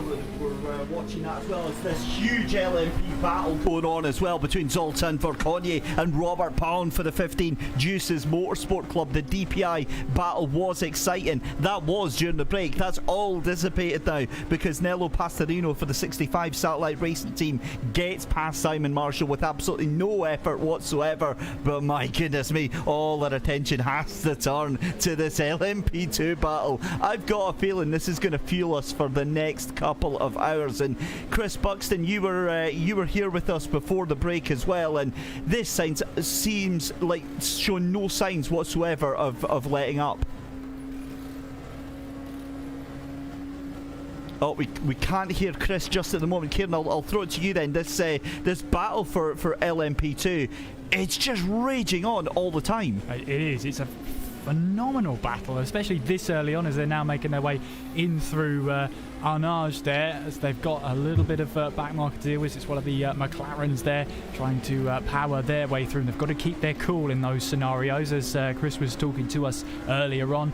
They were reminded then, the GT cars, to make sure they stick to their line. It's up to the faster cars to make sure they find the line pass. And that's so important when it comes to endurance racing, because the last thing you want is to have a little bit of miscommunication at the vital moment. And for these LMP2 cars, that is the recipe for an airplane crash, really, isn't it? Yeah, it really is. Now, I was going to go to and send a message to the production team and say, oh guys, could we please make sure we've unmuted Chris? But Chris, it's great to know that I'm not the only one that's bad with technology, isn't it? Guilty as charged. I had done the amateur mistake of not unmuting my own microphone. Is it a remote conference if we don't have one person not muting themselves? But look, Chris, the question remains, this LMP2 battle is an absolute classic, isn't it? It's incredible. I mean, they do know it's a 24-hour race, yes? They do realise it's not a sprint.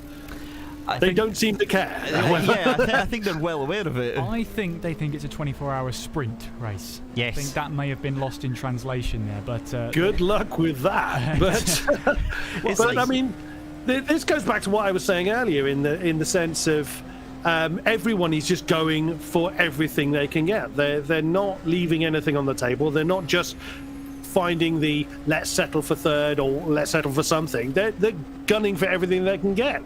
Brilliant for us. I mean, these guys will be absolutely knackered when they come out of the car. They absolutely will. It reminds me of, remember when you used to play football when you were little and it was like next goal's the winner? This is exactly how they've been racing. Next lap is the winner for this. And we see Zoltan Verkonyi on the draft of that LMP2 car. They're side by side down into the first chicane. There's contact into the first chicane, but can Verkonyi keep the foot in? I think he takes the position on the inside of Robert Pound, but it means absolutely nothing, because come to the end of the second straight here, it's going to be absolutely toe-to-toe again. This is just nuts, and I've got to be honest, I think we're going to need some of that Nocco for staying alive over the next 19-20 hours.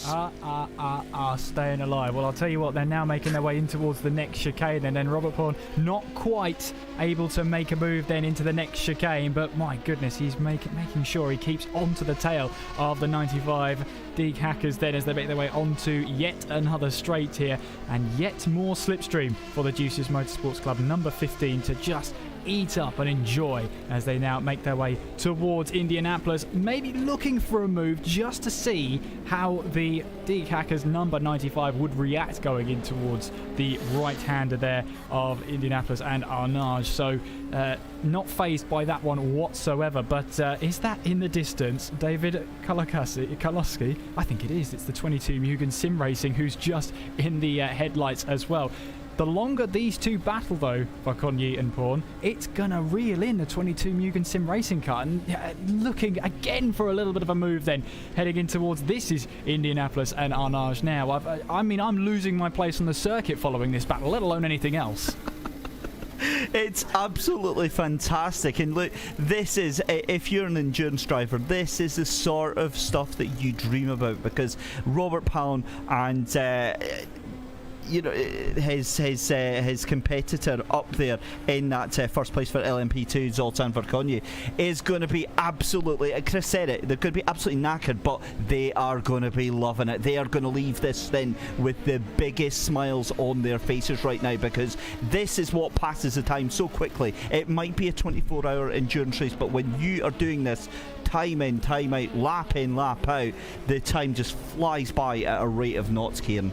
Yeah, it's calling into a question of fatigue. I mean, as far as I can see, we haven't had any driver changes as of yet. I mean, we're approaching, we've actually gone past that 90-minute mark, and, you know, the top three in LMP2 are separated by just over 3 seconds at the moment, which is absolutely phenomenal, and long may it continue. More GT cars coming up though, and interesting from Robert Pawn then, because he's taking a tighter line, if you like, towards the very first Dunlop curve, presumably to cover less distance. Oh, we got a spinner at the top of the hill then. Oh, whoa, that's, I think, is that one of the Axel Sport cars just at the top of the hill? We'll have to see if we can get a replay of that one. Let's see then. Look how close Robert Paul came at the top of the hill then. It might be, it's certainly white in colour, and we'll just see how close it was. Wow. Oh. To be a fly on the wall. in that cockpit. That was pixels away from being an absolute disaster for the LMP3 lead battle. I'm thinking I just heard in my ears there from our production team. That was the Viaducting car that's actually running 4th in Hypercar right now. So they are 9th place on track, 8th position on track just now. But that was wild stuff. And Chris, a perfect example of over the course of the full day and night of racing here, how every single second of every single lap you have to be absolutely switched on and alert. Yeah, completely. Even if you're nowhere near anybody else as far as position, unlike these two I was about to highlight as well. Well done to our production crew for picking this one up. This is second place in the GTEs that's now reignited after a brief interlude with the pit stops. You're absolutely right, David. You've got to be focused all the time, and this is what separates the good from the great. On an endurance race of this magnitude, being able to do that for such a long period of time, I absolutely applaud everybody that can do it. I know sure as hell I can't. Because even if you're not involved in the battle, if you're just going through the miles, hitting your own apexes, yada, yada, yada, you've still got to be aware of those around you, whether they're faster than you, slower than you, doesn't matter. If you pile into somebody else, especially if it's a class leader, I mean, you don't want to pile into anybody, irrespective of where they are, but if you imagine how devastated you'd feel if you interrupted a battle for a class win, especially when there's championships at stake. You summed it up brilliantly, David, when you were describing an incident you had, and you felt absolutely distraught because of the impact it had on your team's race, even though in your case the impact was relatively minor. Imagine how you'd feel if you've just completely changed the outcome of a team or a championship battle in a different class, or even in your own class maybe. I know I would be absolutely wanting the ground to swallow me up at this point. But coming back to this battle for second in the GTE class, Jimmy Nuttela for satellite racing is 22 seconds to the good. He's long gone past this particular point. But Mattia Krupi, who's been in the car since the start, because we haven't seen any driver changes that I'm aware of in the GTEs. But he has been really closing it back in on the number 51 car for quite a while. That gap post pit stop was probably in the region of about 5 to 6 seconds, and suddenly the number 53, the BMW, has found a bit more travel in the right foot, and he's already going for the move. Okay, can't pull it off this time, but he's been closing that gap in pretty rapidly over the last few laps. So he's decided he doesn't want to just sit where he is. He's going to press on a bit more and see what he can do. However, his opposite number, the number 54, he's last in the GTE. He's had another incident of some description. He's now 35 seconds off the back of the class. So it's not going well for Giordano Valeriano. Finally got his name right. Well done.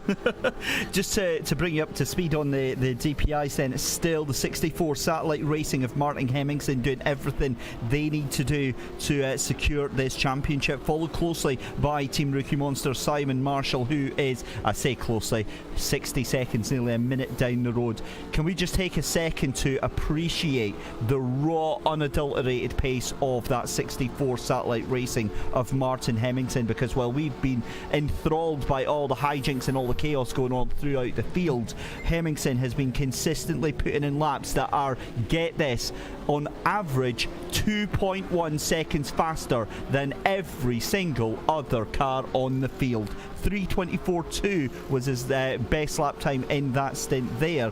Every other car has nothing for that 64 of Satellite Racing. Third place for the sister car, the 65 Satellite Racing of Nello Pastorino in the DPI class. And gentlemen, do you remember how excited we got over the LMP2 battle? Do you remember how thrilling and how chaotic that was? Well, Kieran, you pointed it out about 3-4 laps ago. It's now going to be a three-way battle for that, because Robert Pound has now got David Calixai from Mugen Sim Racing all over his tail in LMP2. Absolutely, and I just want to bring our attention, because I've managed to find it. Was it Viaducton? Was it Axel Sports? It was Axel Sports who had the spin at the top of the hill. So let's ride on board then with Kian Butler at the time. So he's making his way now through the Dunlop curves, back onto the power. You can see there's a little bit of oversteer. and he just loses that back end. And just the sense of speed, the sense of how close that was. Managed to spin it back up around and get himself back underway. But a terrible... Wow, round the outside goes David Calixai, and you could hear the dulcet tones in the background from our or maybe you couldn't, our wonderful Yusuf, who is taking up a brand new role. Now, we thought, Kieran, that he was going to be doing social during this early stage. He's actually got a brand new job as apprentice broadcast director. Doing a cracking job as well, is he? I think he's past apprentice there, David. I have to be honest. But yeah, it's phenomenal. And the LMP2 battle is the one to watch as Calixai now switches his focus not only to battling for second place, but now battling for the lead of the class. Wow! I mean, the pace that he's got is absolutely outrageous. David Calixai for Mugen Sim Racing, all over the back of Zoltan Verkonye. So... wow, there we go. You can see up in the top left screen there, that is the current lap times being done, and Calixai is literally an Exocet missile, but more importantly, Kieran, he's bringing Robert Pound up with him to catch on to the back of Zoltan Verkonye. This lap is going to be an absolute banger. Isn't it just? Isn't it just? Let's see how it all unfolds then. That's the leader in the class, Verkonye, getting a little bit sideways going through the Dunlop curves. And now as we head our way now down the hill we go, looking left and right is Calixai, seeing where he can try and find his way past as we now make our way back onto the power and on towards Tetre Rouge. We can just about see there is a little bit of slight traffic up ahead as they make their way onto the GT class, and let's see how Calixai can handle this pressure, trying to apply this pressure as they do approach those GT class and to the first of the Hondiers, as getting the first GT car out of the way. Do all three of them make it before the chicane? Yes, they will. So that's going to be now full focus onto the next series of corners. But, well, Calixai right now, I mean, looking at his last lap time there, 3:26.2 is his best so far compared to Verkonye, 3:27.9. Unbelievable stuff. And imagine being one of those GT3 or GTE cars, having those three LMP2s coming swarming up on you. You're almost screaming down, "I might get away from me," and they eventually do. But Calixai all over the back now of Zoltan Verkonye down into the second chicane, and Verkonye, it really looks like a sitting duck right now. We're looking from the rear wing of Zoltan Verkonye for Deke Hackers in this picture and Chris, I mean, if you're one of these three drivers, is there any pacing yourself right now at all, or are you just going for it? Well, here we go. Well, in the past, I'd have said, you just got to go through the laps. Oh, that is close. Very, very close. That looks like the back of the number 166 ID Sim Sport car. Very wisely gets out of, stays out of the way. But this rather highlights what you were saying earlier. What both of you were saying about staying alert.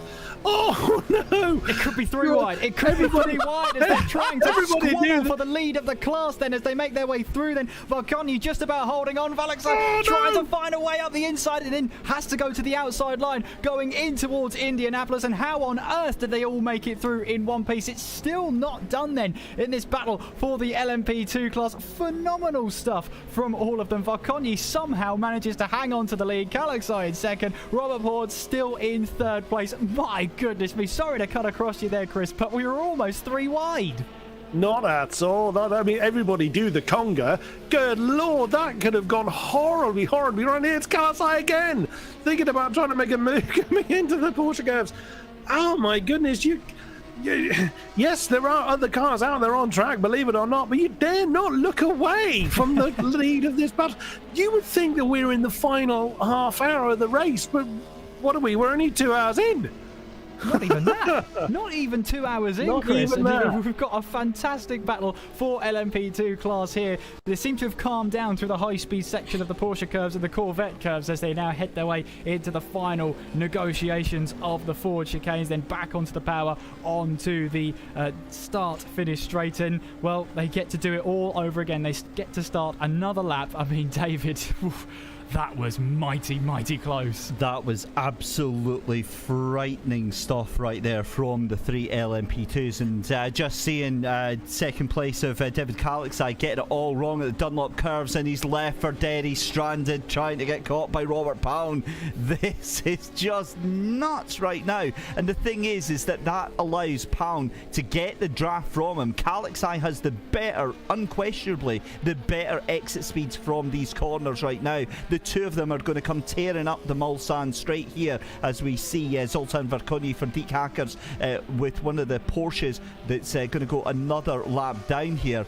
But yeah, look here, this is just absolutely thrilling stuff. We go picture in picture. You can see at the bottom left of your screen, that is the current weather outlook just now, still looking clear for just now.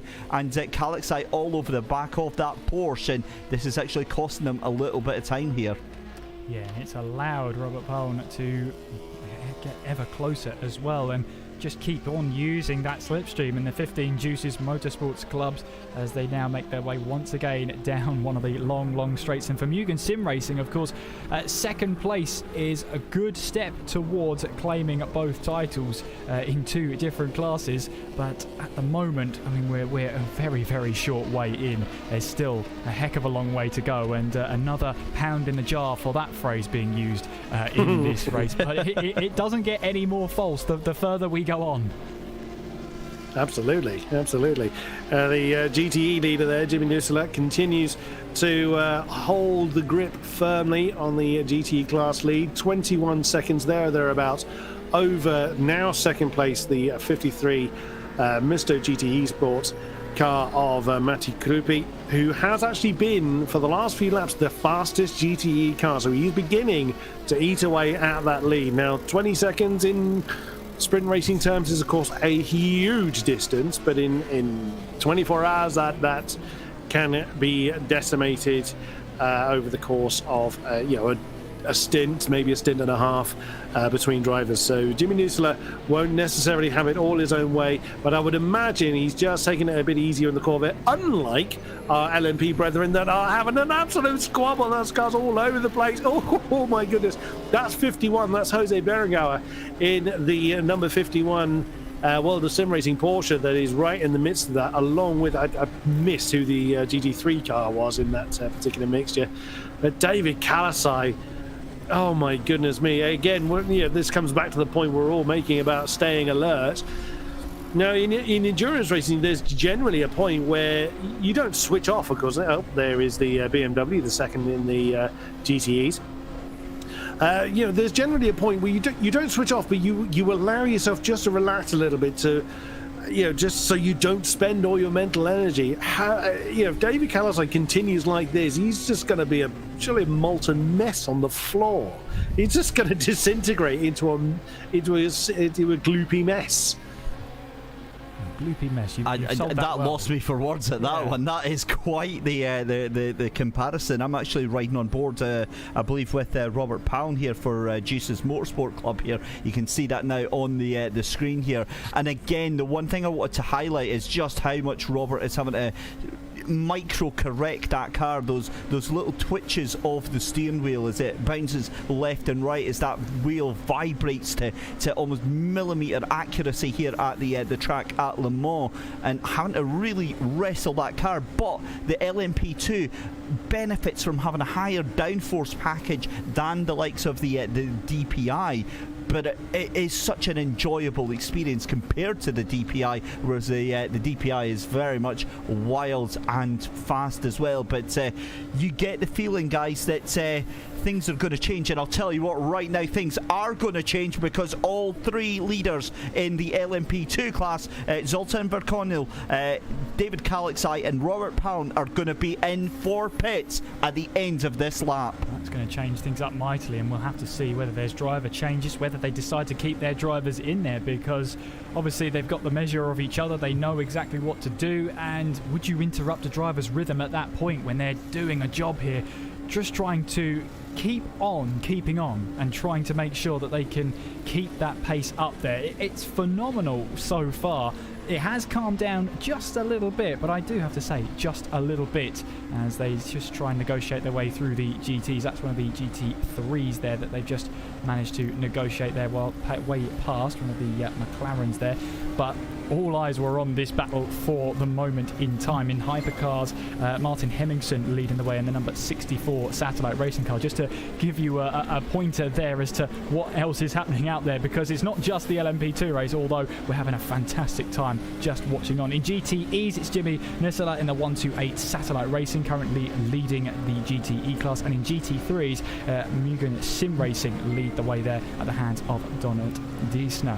I mean, let's focus more on this LMP2 battle, because Robert Vaughan here, we're seeing 15 years old and putting in an astonishing performance so far. I mean, all credit to him.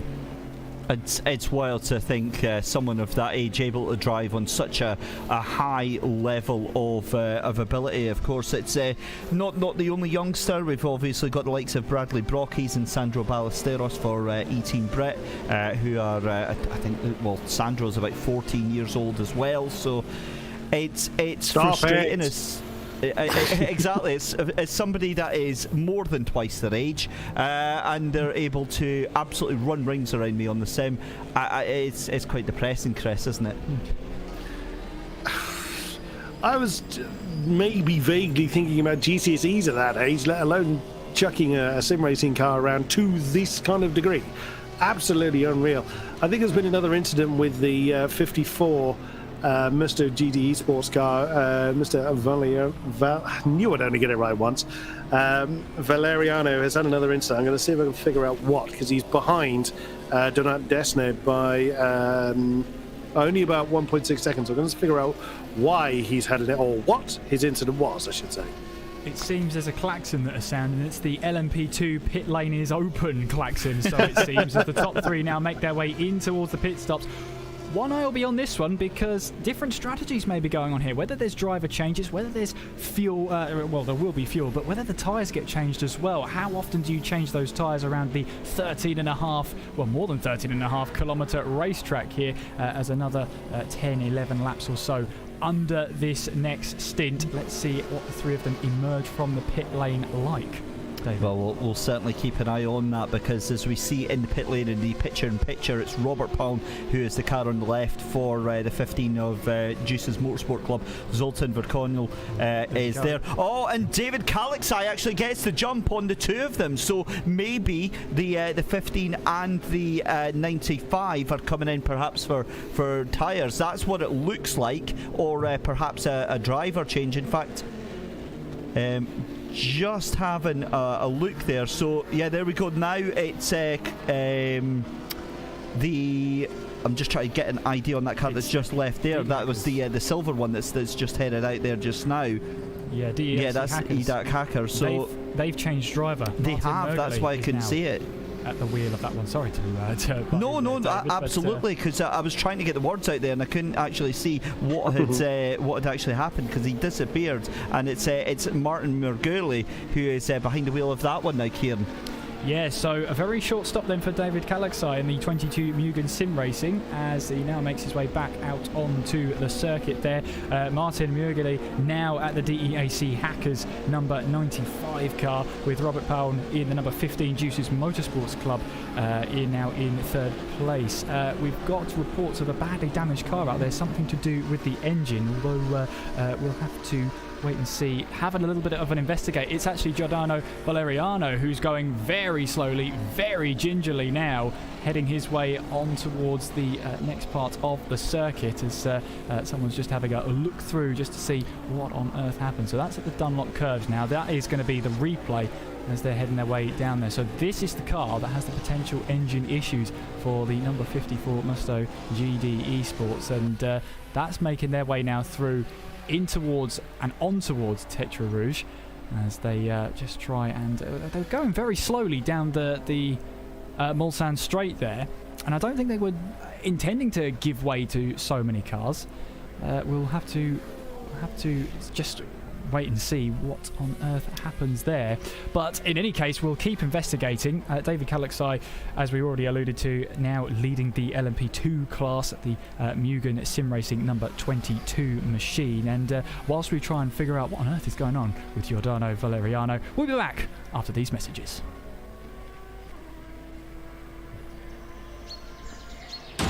Round 6 of the 2021 GTR24H EEW season, Le Mans, is presented in partnership with Viper Gaming by Patriot, Azatec, Global Flix, Film Vault, ESTV, and Motorvision.tv.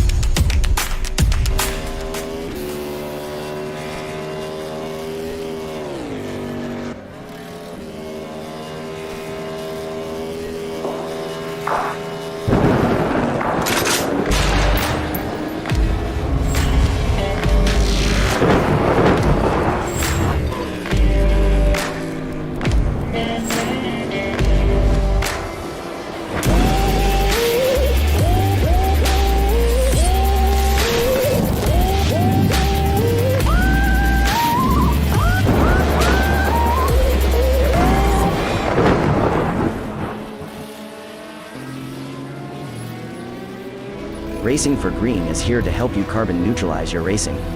By planting new trees, Racing for Green offers to make your racing carbon neutral. We already have the calculations, contacts, infrastructure, deals and solutions ready for you to easily buy carbon neutral laps on any racetrack.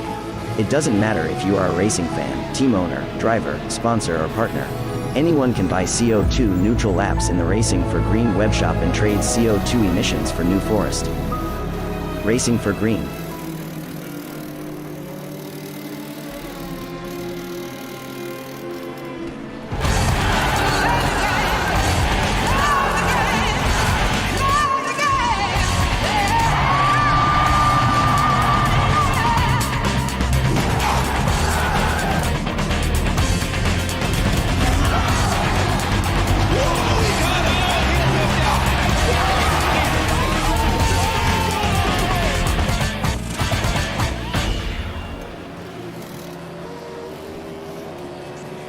A 1v2 for the tournament. Pressure is on.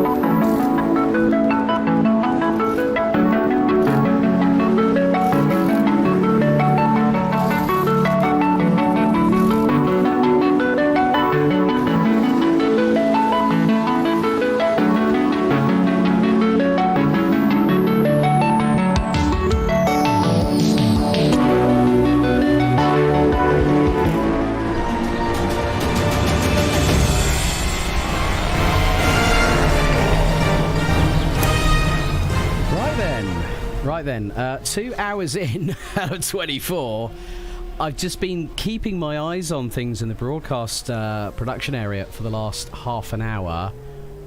Oh my goodness, guys. What on earth is this race becoming? They do say normally that a 24-hour race is an endurance. This is true sprint styly here, Mr. David Christie. Honestly, if we've got another 21 and 3/4 hours of this, never mind the drivers, we're going to be a puddle on the floor after this one. But welcome back, Alex. You picked probably the worst time to head out. It's it was a brilliant effort.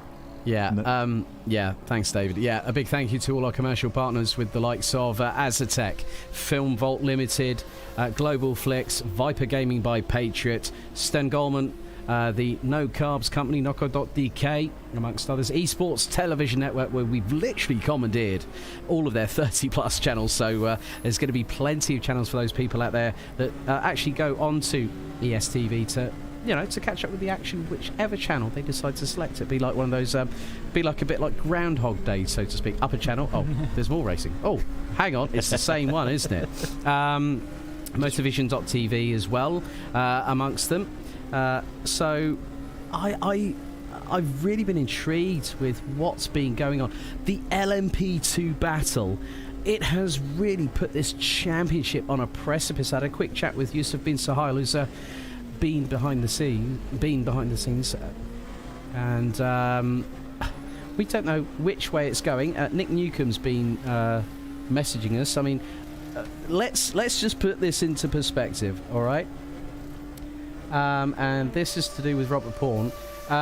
Pretty much everyone is a teenager in the 15 car. That is incredible when you look at it. It makes us feel a bit more antiquated here, doesn't it, Kieran? I'll go with you on that one because I've had enough ageist jokes with David over the past few weeks and so. I mean, it puts it all into perspective, really. It's sort of humbling in a sense. I would never be trusted as a 15-year-old to jump into a car like this, virtually, let alone any other way. And to see that level of commitment, to see that level of maturity as well, not to die for a move, to negotiate your way through the traffic, and to, in some ways, quite an underrated one is to when to throw in the towel. It's too early to be going for moves like this. Let's just focus on getting this car through. And as we've seen in that pit stop, Mugen Sim Racing deciding to double stint there with David Kalaksai, so it looks like he's doing another stint on those tyres. Right, okay, let's give everyone a bit of an update on what's happening.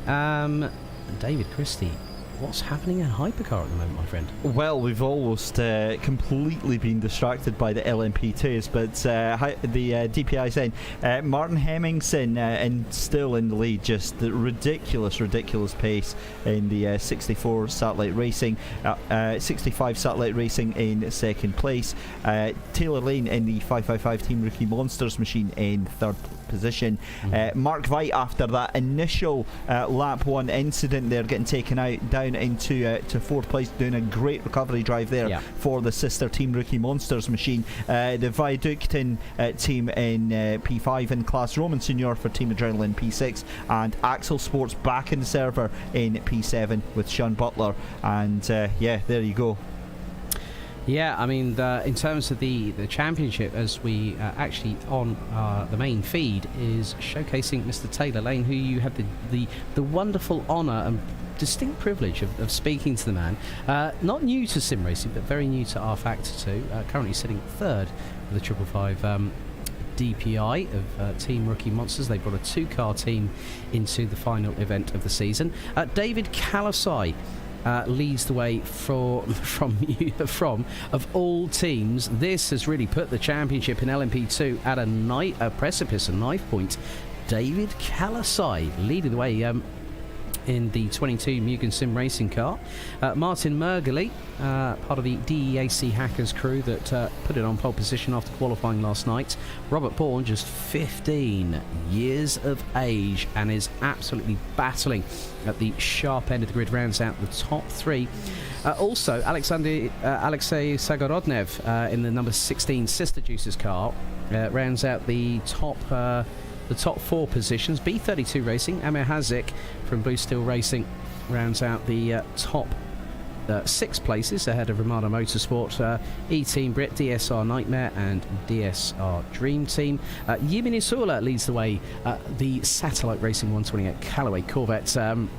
C7R is still leading proceedings ahead of the current championships leaders Musto GT Esports in the 53 car, piloted by Mattia Krupi. Giordano Valeriano makes it a 2-3 for Musto GT Esports. Boria Milan behind the wheel of the 51 WOSR iZone Performance Porsche 991. DIS SR Lab not having had the best start to their Le Mans season finale. They round out the top 5, and ID SimSport, the 166 Aston Martin, rounds out the order. Kieran, update on what's happening in GT3. GT3, not much to report on at the moment. Unison Racing, though, at the lead of the class now, taking into fact of pit stops and such the like. 717 Unison Racing in the hands of Max Ludovic still at the top of the order then. The 41 of Mugen Sim Racing, Donat Diesner in second place. Then it's the DIS Sim Racing Lab car, the number 46 in third place, although they've just crossed the start finish line and are coming to the end of sector 1. They've requested a pit stop, so we're expecting them into the pits very, very soon. That will then hand third place over to the ID Simsport number 177, so we'll really have to keep an eye on that battle. You might have heard me wincing in the background. The reason I was the B32 Racing number 32 car in the LMP2 class did get a move then on the 401 at Blue Steel Racing car. That's then now the B32 Racing car up into 5th in class. Okay, just working out some championship standings overall coming into the 6th and final round of the season. There is David Calso. We're just going to go on board with the number 22. And they have already pulled out a substantial gap. Now, Kieran, you mentioned earlier that there was a double stint happening on the tyres. Very interesting tactics from some of the teams now. Yeah, this is where we're seeing the strategy starting to come to light at the moment, as there we see Giordano Valeriano into the pit lane there for the 54 Musto GD Esports. We did see them stop earlier, but we didn't come to a reason why, but they're in the pit lane at the moment. But this is when the strategies will come into play. We'll see them in full force and we'll kind of get an understanding as to what on earth is going on behind each team and what they plan to do. So, of course, we'll keep a close eye on that one. But the intent is clear then from Mugen Sim Racing in the 22 LMP2. They clearly feel comfortable to do 2 back-to-back stints on the same set of tyres. And they obviously feel tyre wear is pretty good for their car. Okay, Virtual Championship standings. Just been having a look at the main fights at the moment. DPI, it's still as it was when the number 64 of Satellite Racing in DPI class leading the way, still on 105 points, virtually speaking. Satellite Racing on 75. But the balance of power has shifted in the favour of Mugen Sim Racing in the 22. They now have the same points as what Juicers did before everything changed in the last half an hour. The number 15 car of Juicers Motorsport is running P3, and that drops them to 104 points. So all very much interesting thereof. Also GTE. This is one for the books. Musto GD Esports in the 53, now currently P2 with Mattia Krupi behind the wheel, 137 points to WOSR iZone Performances, 116. DIS SR Lab are having a little bit of dramas, 46 points adrift of the virtual leaders in the final round, but Unison Racing on 167, Mugen Sim Racing on 135. And sorry, speaking of Mugen Sim Racing, they've now taken back the lead in the GT3 class because Max Bunovic in the 717 Unison Racing brought the car into the pits. So in terms of Mugen Sim Racing, the 41, order is restored at least for now. And that now changes it once again because the gap now shrinks down to 153 to 149. 4 points. 4 points. I would say I was able to work that out, but I did have to use your expertly made calculator to do that because, as we all know, 2 out of 4 of us can't count. Myself and David, 2 or 4 of us can't count. So fine, we'll just you sleep with one eye open during the breaks. It's 22 hours to go. You've got to sleep at some point. Oh, do I now? Oh, do I? I just won't be able to count what hours you'll be off. That's all. That. Oh, don't worry. Everyone in the commentator chat has already got the schedule. I'm doing the long haul. I'm doing basically what we like to say in the motorsport and automotive industry, the graveyard shift, which basically means I'm going to be here for as much in the commentary side of things as possible, but of course even I need a bit of respite. Just keeping right, Nello Pastorino has just pitted from second on the road, so that could mean that Taylor Lane in the 555 will effectively de facto be given second position. But Satellite Racing, David, have really stormed off into the distance, and Martin Hemmingson is just absolutely giving no quarter at all. Yeah, I mean, with the fact that that's Nello Pastorino into pit lane, that gap is now going up and up and up, and realistically, it's about 110 seconds that they've got of a gap once Nello's out of pit lane. It's a scary, scary pace that Martin Hemmingson has got in that machine. But as we saw in qualifying last night, it's about his other two teammates and what they can do in comparison to that. Obviously keeping himself out of trouble, out of mischief just now, but still a long way to go. And while it's looking promising for them, they really can't be taking anything for granted right now. Yeah, I'm having a look at the lap times at the moment. David Kalasai and Martin Mergley, last lap around. Mergley has only done 2 pit stops. But what's more, that car is nearly 0.3 of a second quicker and is about 21.5 seconds behind. Very equal place between the number 16 of Juice's Alexei Zagorodnev and the B32 Racing, rounding out the top 5 in LMP2. So Pauli Ahonen and Mattia Kruppi now back out on the circuit. Borja Milan is now within 10.6 seconds of the number 53, and it's well, I'm just looking here at GT3, Kieran. Glam Racing have only done 1 pit stop so far. Yeah. Yes, but, well, their first one was a drive-through, and they stopped at around about lap 6 in the race, and I can only put that down to possible track limits, and getting it that early on in the race is not ideal whatsoever. So now they're going to have to be on the tightrope there. But that's cost them roughly 20-25 seconds of where they could have been. But still a long way to go. They've still got 4th place at the moment. They're still within that range, and they're pulling a healthy lead over the car behind the 585 Azatec Sim Sports car. So at the moment, they're just keeping on and seeing what happens next. Okay, hypercar leader in the pits. P5 from Viaducton.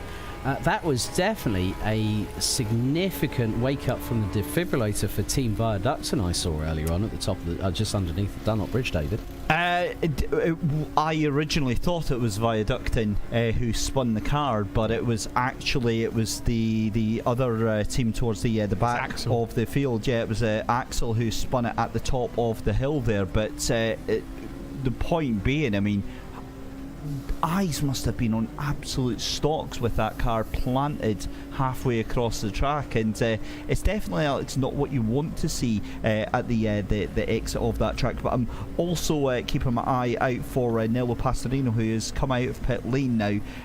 He is just behind David Kalixai, actually.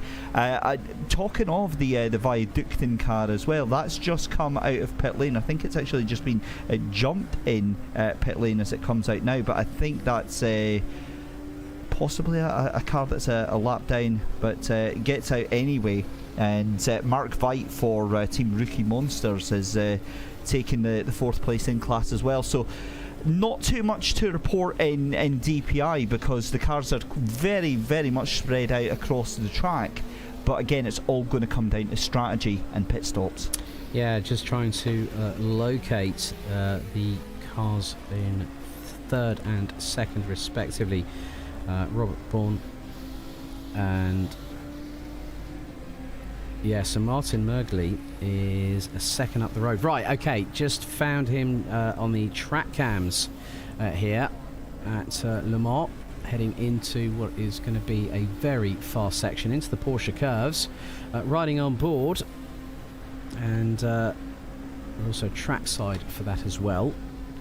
And yeah, I mean, this is getting rather interesting. They've got the Teleforingen 188 ID SimSport collaboration just up ahead as they go through into the Ford chicane. Nice spatial awareness on this particular occasion, and it's very much the case. There's a little bit of compromisation for Robert Pawn, who tries to get past. Looks for a gap. There wasn't one, because the 188 unable to.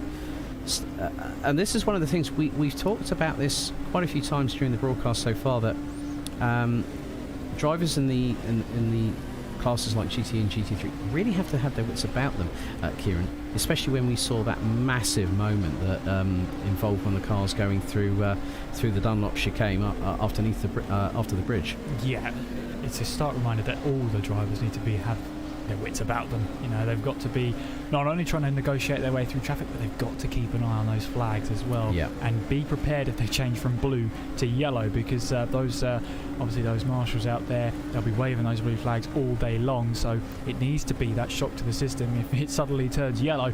So we'll have to wait and see how that goes. Oh! I've just got a massive spin through one of the Hunaudière. Romain Senior, I'm going to catch a replay of that because Michael Tyler from ET was on, so he gets back out on track. It was a bit of a scare for Romain Senior. A little bit of cutting of the grass there. I'm just gonna keep an eye on what happened there, and so yeah, I'm just sort of really just trying to keep my eyes on what happened. So right, okay, now I'm just going to. Okay, right. So let's have a look at this replay now. Now this is the Romain Senior 33 car.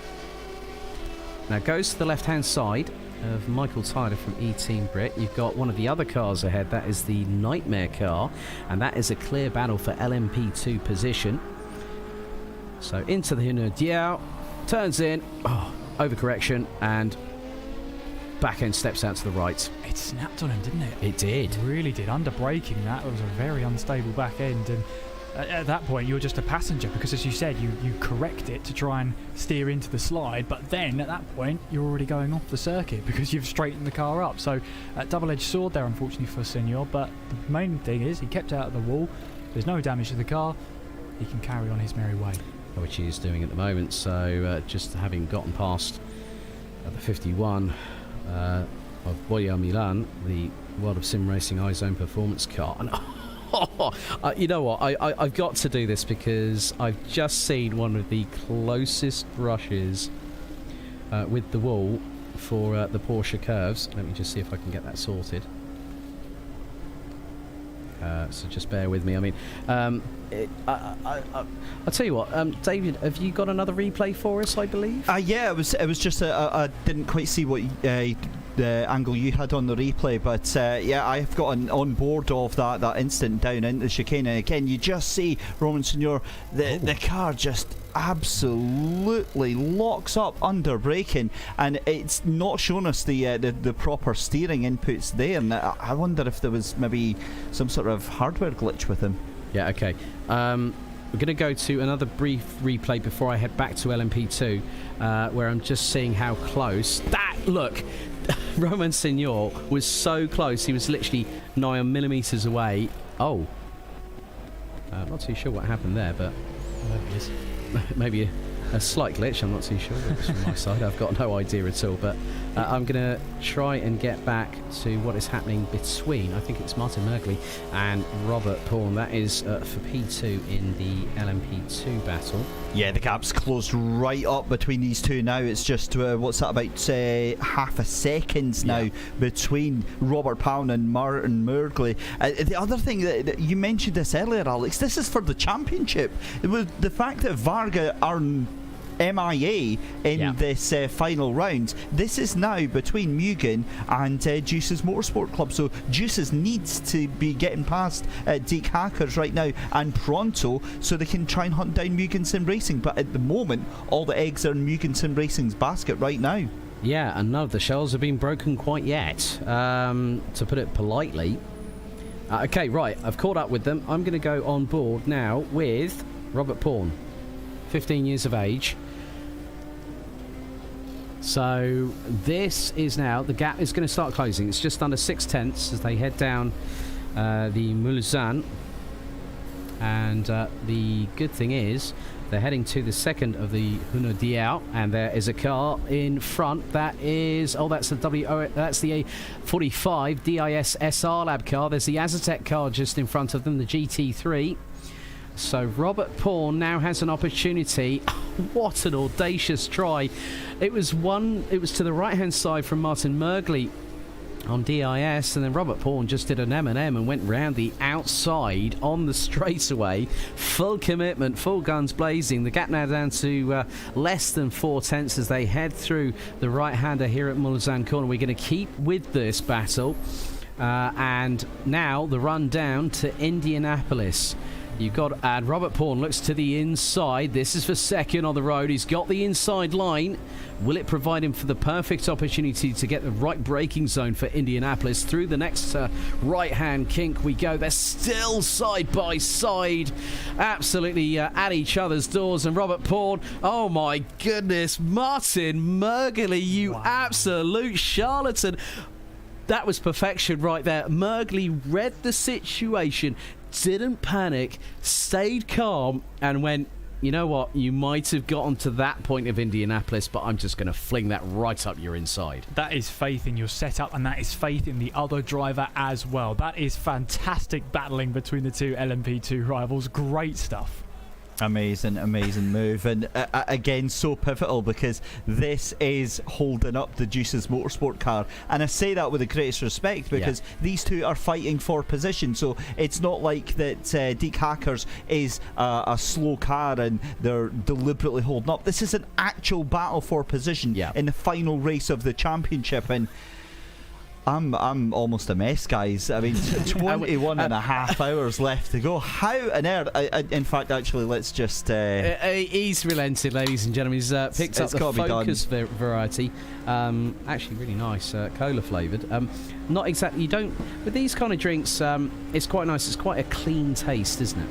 It is, but oh my goodness me, I got so distracted because it's back on again up through Dunlop, and Robert Pound is trying to absolutely hand it on a plate to Martin Mergurley. He's going to have to think better. If that one's sunshine, it's all going to be down through Tetra Rouge and the exit onto the Mulsanne Straight. This is where it's going to go, and I tell you what, Robert Pound is going to take this position from Martin Mergurley, and then on the second part of the Mulsanne Straight, Martin Mergurley is going to absolutely get it back. This has got more twists and tales than any chapter in the never-ending story. That much is rest assured as they now make their way onto the Mulsanne Straight. It is Mergley versus Pound for P2, and what's more pivotal, this, as you rightly said, David, this is not playing well into the favour of Juice's Motorsport Club. They had the advantage. I think, didn't have the advantage because the Sister 16 car actually out-qualified them, if memory serves me correctly. And Robert Pawn absolutely flinging that car on the apexes, powering out of the corner. And I'm just going to keep an eye from, because I've actually got the driver's viewpoint. I'm actually looking at the telemetry. Fifth gear, 280 kilometres an hour, now accelerating up to sixth. We're now at over 180 miles an hour as they hurtle their way down the Mulsanne, down into the second Hunaudière. 330 kph before Pound goes on the anchors into the second Hunaudière. David, I've just realised he's not going to want to make it happen on the Mulsanne Straight because he's going to get the move done and make sure that Martin Mergurley doesn't have an answer back on here. So is he close enough to actually make this stick here? I mean, you see the pace that Robert Pound has in the toe of that car in front, the 95 Deke Hackers car, and can't quite make it stick just now. Oh, that's close. Oh, Robert Pawn into the braking zone for the Mulsanne was very, very close indeed, Kieran.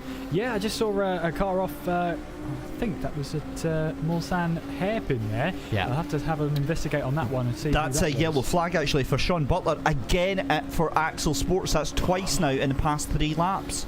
And they've completed 32 so far. Leaders, Martin Hemmingson, doing a sterling job at the front of the field for Satellite Racing. 40 laps completed in the book so far. With that in mind, we're going to quickly go to a commercial break. We'll be back very soon.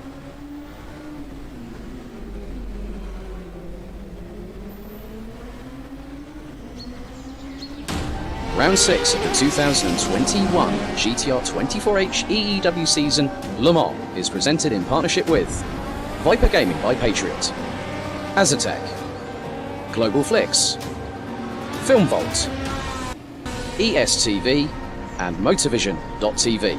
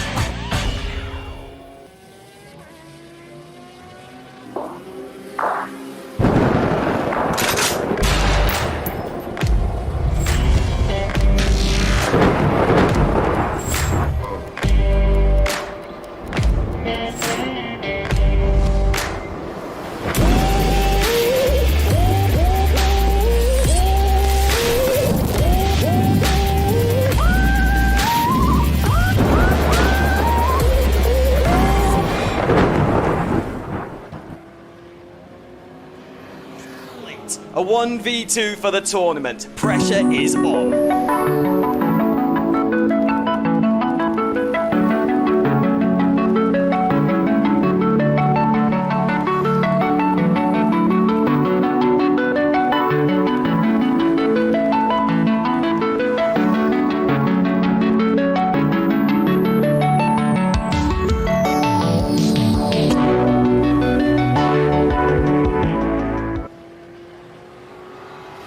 Racing for Green is here to help you carbon neutralize your racing.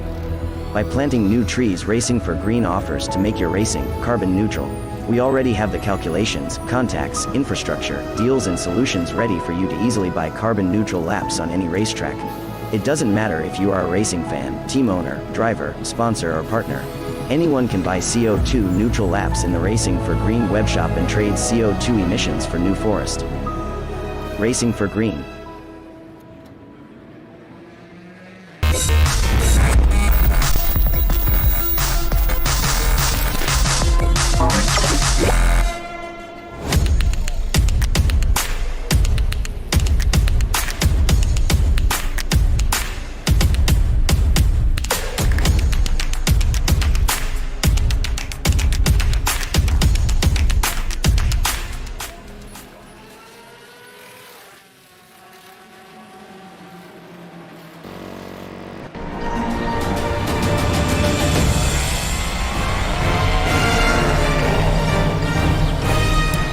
Okay, 2.5 hours in, we have a replay. Kieran McGinley, take it away, please. I mean, this is just phenomenal. I mean, not only was there a great battle here with the LMP2s, let's see if we can bring that up. Side by side, they were running all the way through. There it is on your screen, all the way through. Look how close they were. But as you said, that was millimetrically perfect from Mergley there to not only have the faith in the car, but to also have the faith into Robert Powen as well, just to make sure the two didn't collide. Phenomenal racing between the two. You know what I'm seeing a bit here, actually? It takes me back to the previous round at Spa-Francorchamps. I think that this is tactical from Juice's Motorsport. Now, if people might remember, DEAC hackers actually ended up blowing their engine, which meant that Juices were able to put the pressure down on them, as we're seeing a battle here. Now, that is Blue Steel Racing. I'm just going to try and see if I can get a replay of that one. But this, David Christ, oh my God, back to...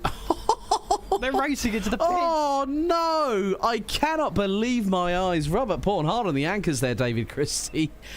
Oh, who's going to... Now, the thing is, this gives the advantage of... Depending on where they stop in the pit lane, let's just keep an eye on this. That is far too tight to call. We have to keep an eye on this one. Now, immediately that car of Robert Powen up onto Jack, so it would suggest that potentially some tyres being changed on that car. But the one behind it just... oh wow, Deke Hackers then behind him as well. And Juice Motorsports Club, they need to get this jump done. It looks like as they head into to pit lane there, I'm absolutely stunned to see what happens here, because that's not just those two, that's all three cars there, and it looks like that's going to be a jump then for Deke Hackers. No, they pitted, but one of the biggest things, I didn't see that car going onto the air jacks at all. I don't think they changed the Juices. No, Juices went up. The other two didn't. They stayed still. Oh, so well, there we go. It seems like there's a bit of confidence in the DEAC hackers camp. Kieran, I understand you've got a bit of a replay for us as well. Yeah, I mean, this is Blue Steel Racing and Ramada Motorsport battling away. You can see them on their screen now, but this was earlier on. The two of them battling away, and just take a look at this defensive display from Pedro Ramada. You can see there Blue Steel trying to find a way through, but pushed onto the grass, keeping the foot in there as they headed their way in towards the chicane. But fair play to them, they made the move stick. Unfortunately, later for them, Pedro Ramada would then find his way back through. But that defensive style there from Pedro Ramada for Amir Haziq in the Blue Steel Racing car to keep his foot in, that's phenomenal. Amir Haziq, you have arrived, good sir. That was a howitzer of a move. Now, you know what? There's a battle here in the pit lane as well. This is for P6 in the overall classification here at the GTR24H 2021.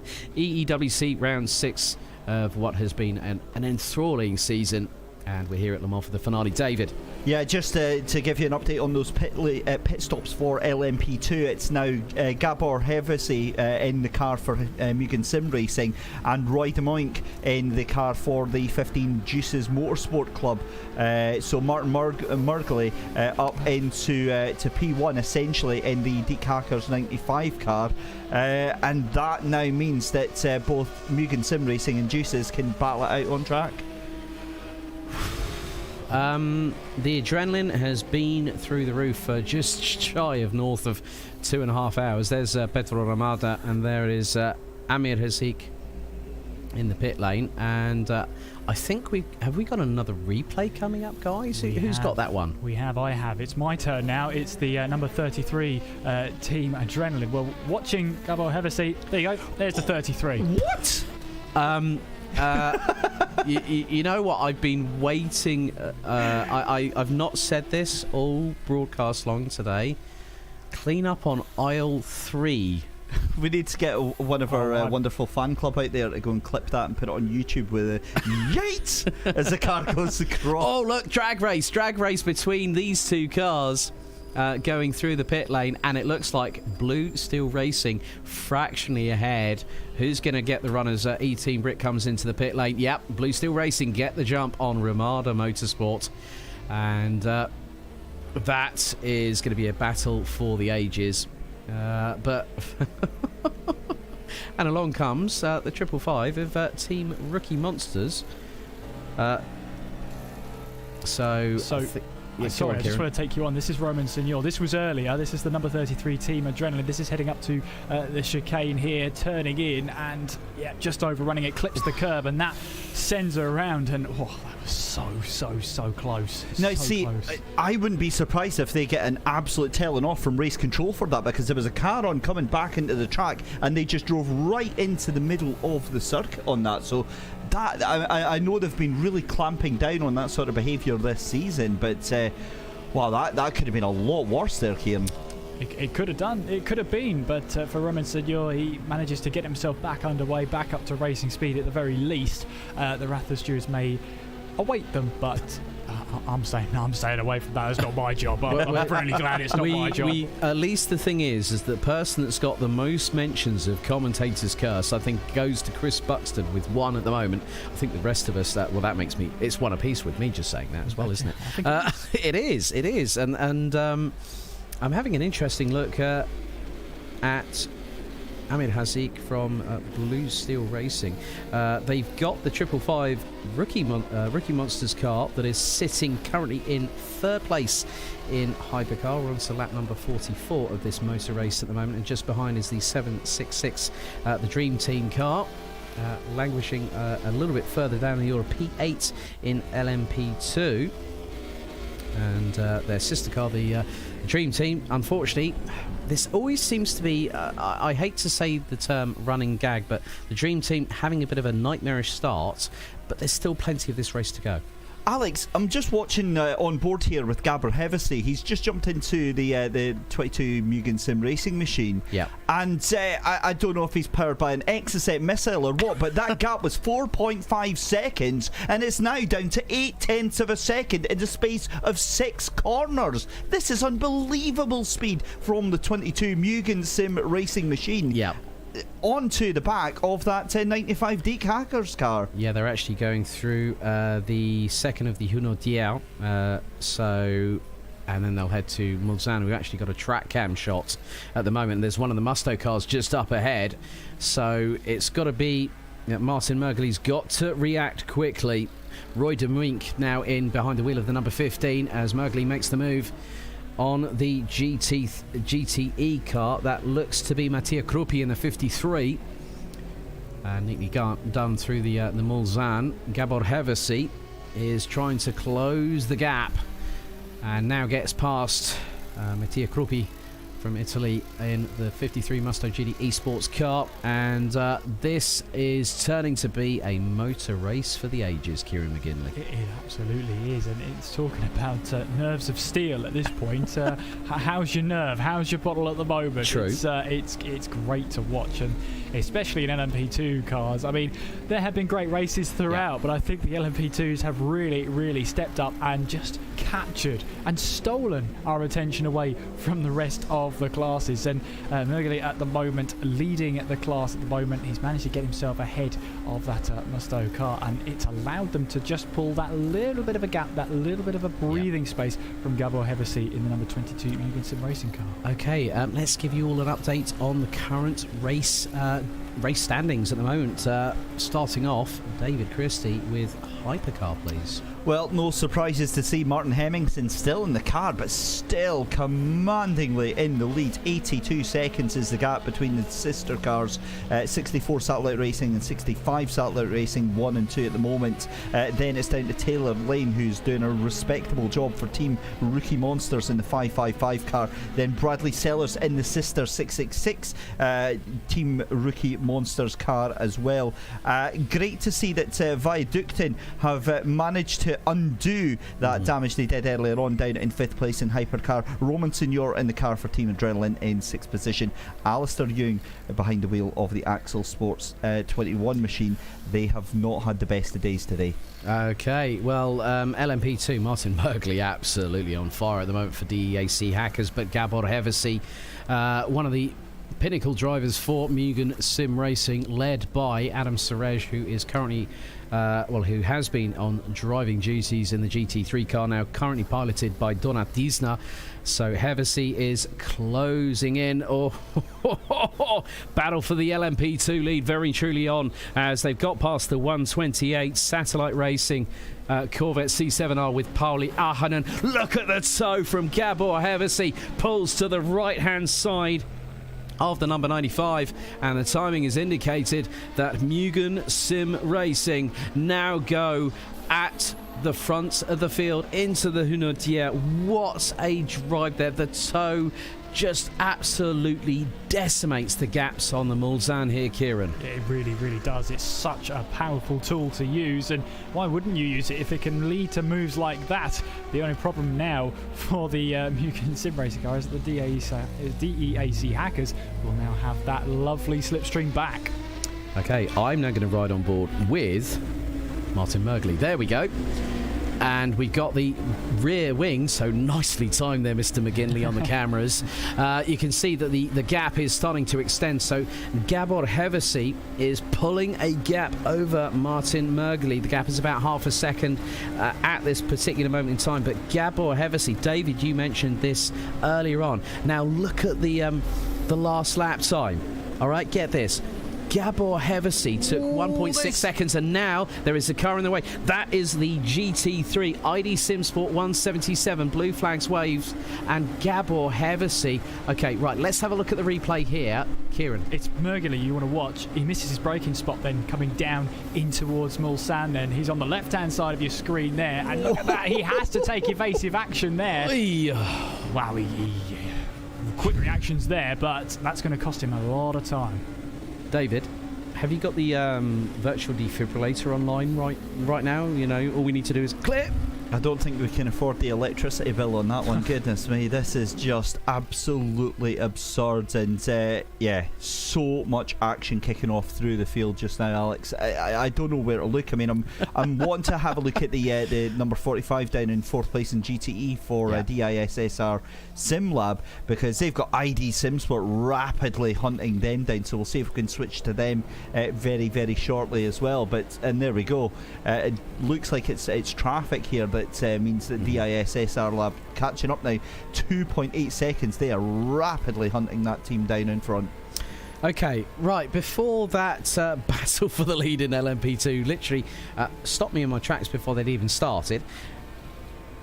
And you can also see there's DISSR Lab HQ.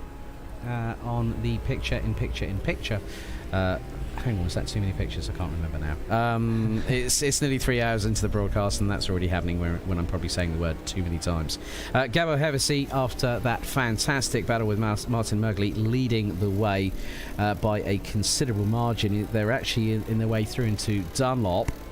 Roy de Muink, the Dutchman, now behind the wheel of the number 15 car, rounds out top 3 in LMP2. Joao Barbosa in the Sister Juices car in 4th place, 9th overall. B32 Racing rounds out the overall top 10 ahead of Amir Hazik. George Manosakis for the number 57. That's Ramada Motorsport.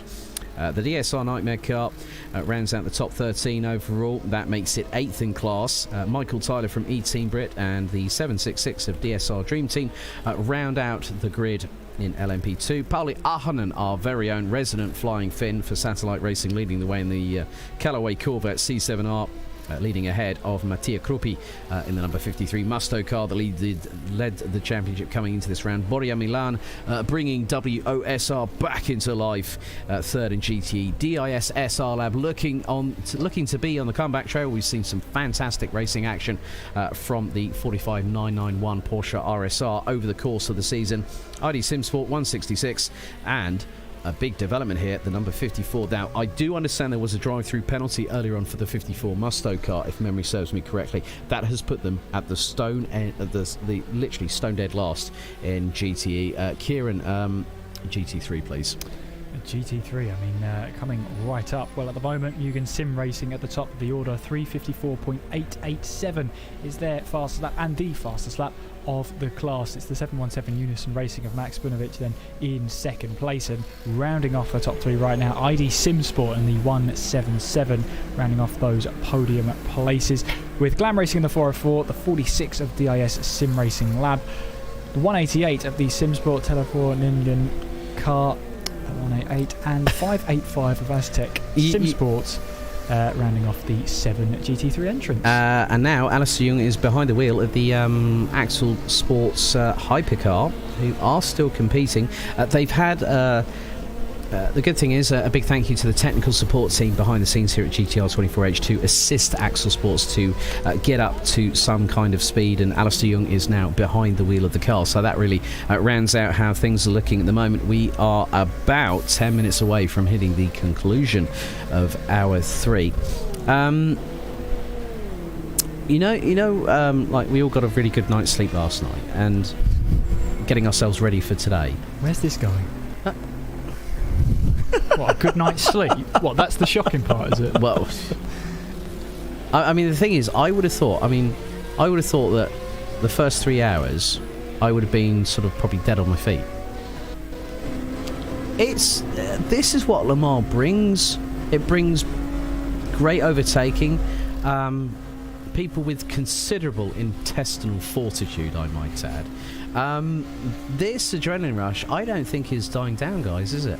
It's not. It's really not. And with a battle like the LMP2s keeping us fully alert and fully awake, I mean, how couldn't it? You know, the adrenaline is going through the driver's veins. It's going through our veins at the moment. There's Alistair Young there. It's the in that car. Oh, there's one of the leaders. It's Pauli Ahonen, who's found himself into the wall. I'll get you a replay of that one, but that back end just went on the GTE leader.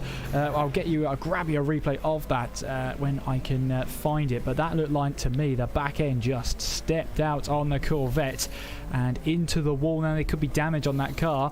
I've got a replay up and running then, so this is coming into it. Yeah, there. He gets too wide on the left-hand side, and that just sends him en route into the barrier there. How much damage there will be on that Corvette is another question entirely. Right, okay, I'm keeping my eye on GT3 a little bit. I've got actually a really good camera shot here from the front nose of the Porsche of DIS SR Lab, and in the distance, look, closing fast is the 166 Aston Martin of that is ID Simsport. You can just see how hard they're working through the Porsche curves. There it is. There's the lovely cyan blue Aston Martin coming through into Corvette. You can just see, look at the amount of steering correction. This is really good, David, from a viewpoint perspective, just how quickly cars can close in on one another. All I'm going to say is... dun. Anyone got the Jaws music? Nicely timed. Well played. The thing with that, in all seriousness, is that obviously with the 24-hour race, this is what you don't want. You don't want to have to be looking over your shoulder all the time because it just distracts you. The clever money is if this car is catching you at a rate of knots, let it go, because you are racing your own race. All you can do is put the fastest laps in, and this is what I wish more teams and drivers would get. The understanding of is you can fight all you like, and you can try and make your ego feel a little bit better, but the best thing you can do is keep the best possible times that you can do, full stop. It all comes down to the pit stops, the strategies, and how the luck is going to run out. The last thing you want to be doing is putting yourself in danger trying to hold on to a position, either overdriving the car or getting yourself into some sort of situation that didn't need to be. Yeah, so the gap looks to be slightly extending between these two cars, but the ID Sim Sport car has had a bit of a cleaner run over the course of the first nigh on 3 hours here at GTR24H for the 2021 EEWC season finale here at Le Mans. And down the Mulsanne, I'm actually going to just try and see if I can get on board with the 166. While you do that, Alex, I just want to very quickly point something out. Do you remember it felt like just a couple of laps ago where Gabor Hevesi got the jump on Martin Merkley on track? That gap is now 8 seconds. That was literally like 6 laps ago. How has he pulled out that amount of pace? I'll tell you how, because he's gone purple. 3:26.285 for Gabor Hevesi. That is insane pace from that LMP2 car. Wow. That is 1.8 seconds off of their cumulative average of qualifying, I think, for the pole sitter for DEAC hackers.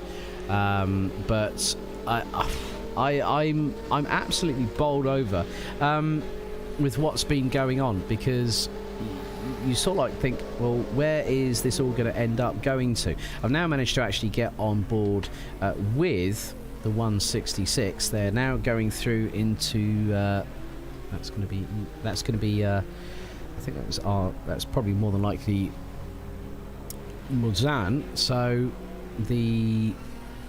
and they've got Henrik Hoyer not too far up the road in the Glam Racing car. Oh, do we have a problem here for the 555 of Taylor Lane and Team Rookie Monsters? He's going very slow, caught up by Gabor Hevesi, who's in an LMP car, and he's leaving him for dead. I wonder, I'll go and check if there was an incident for Taylor, but that's going to be crazy if that's the case. Well, I'll keep my eyes on this battle here between DIS and ID Sim Sports.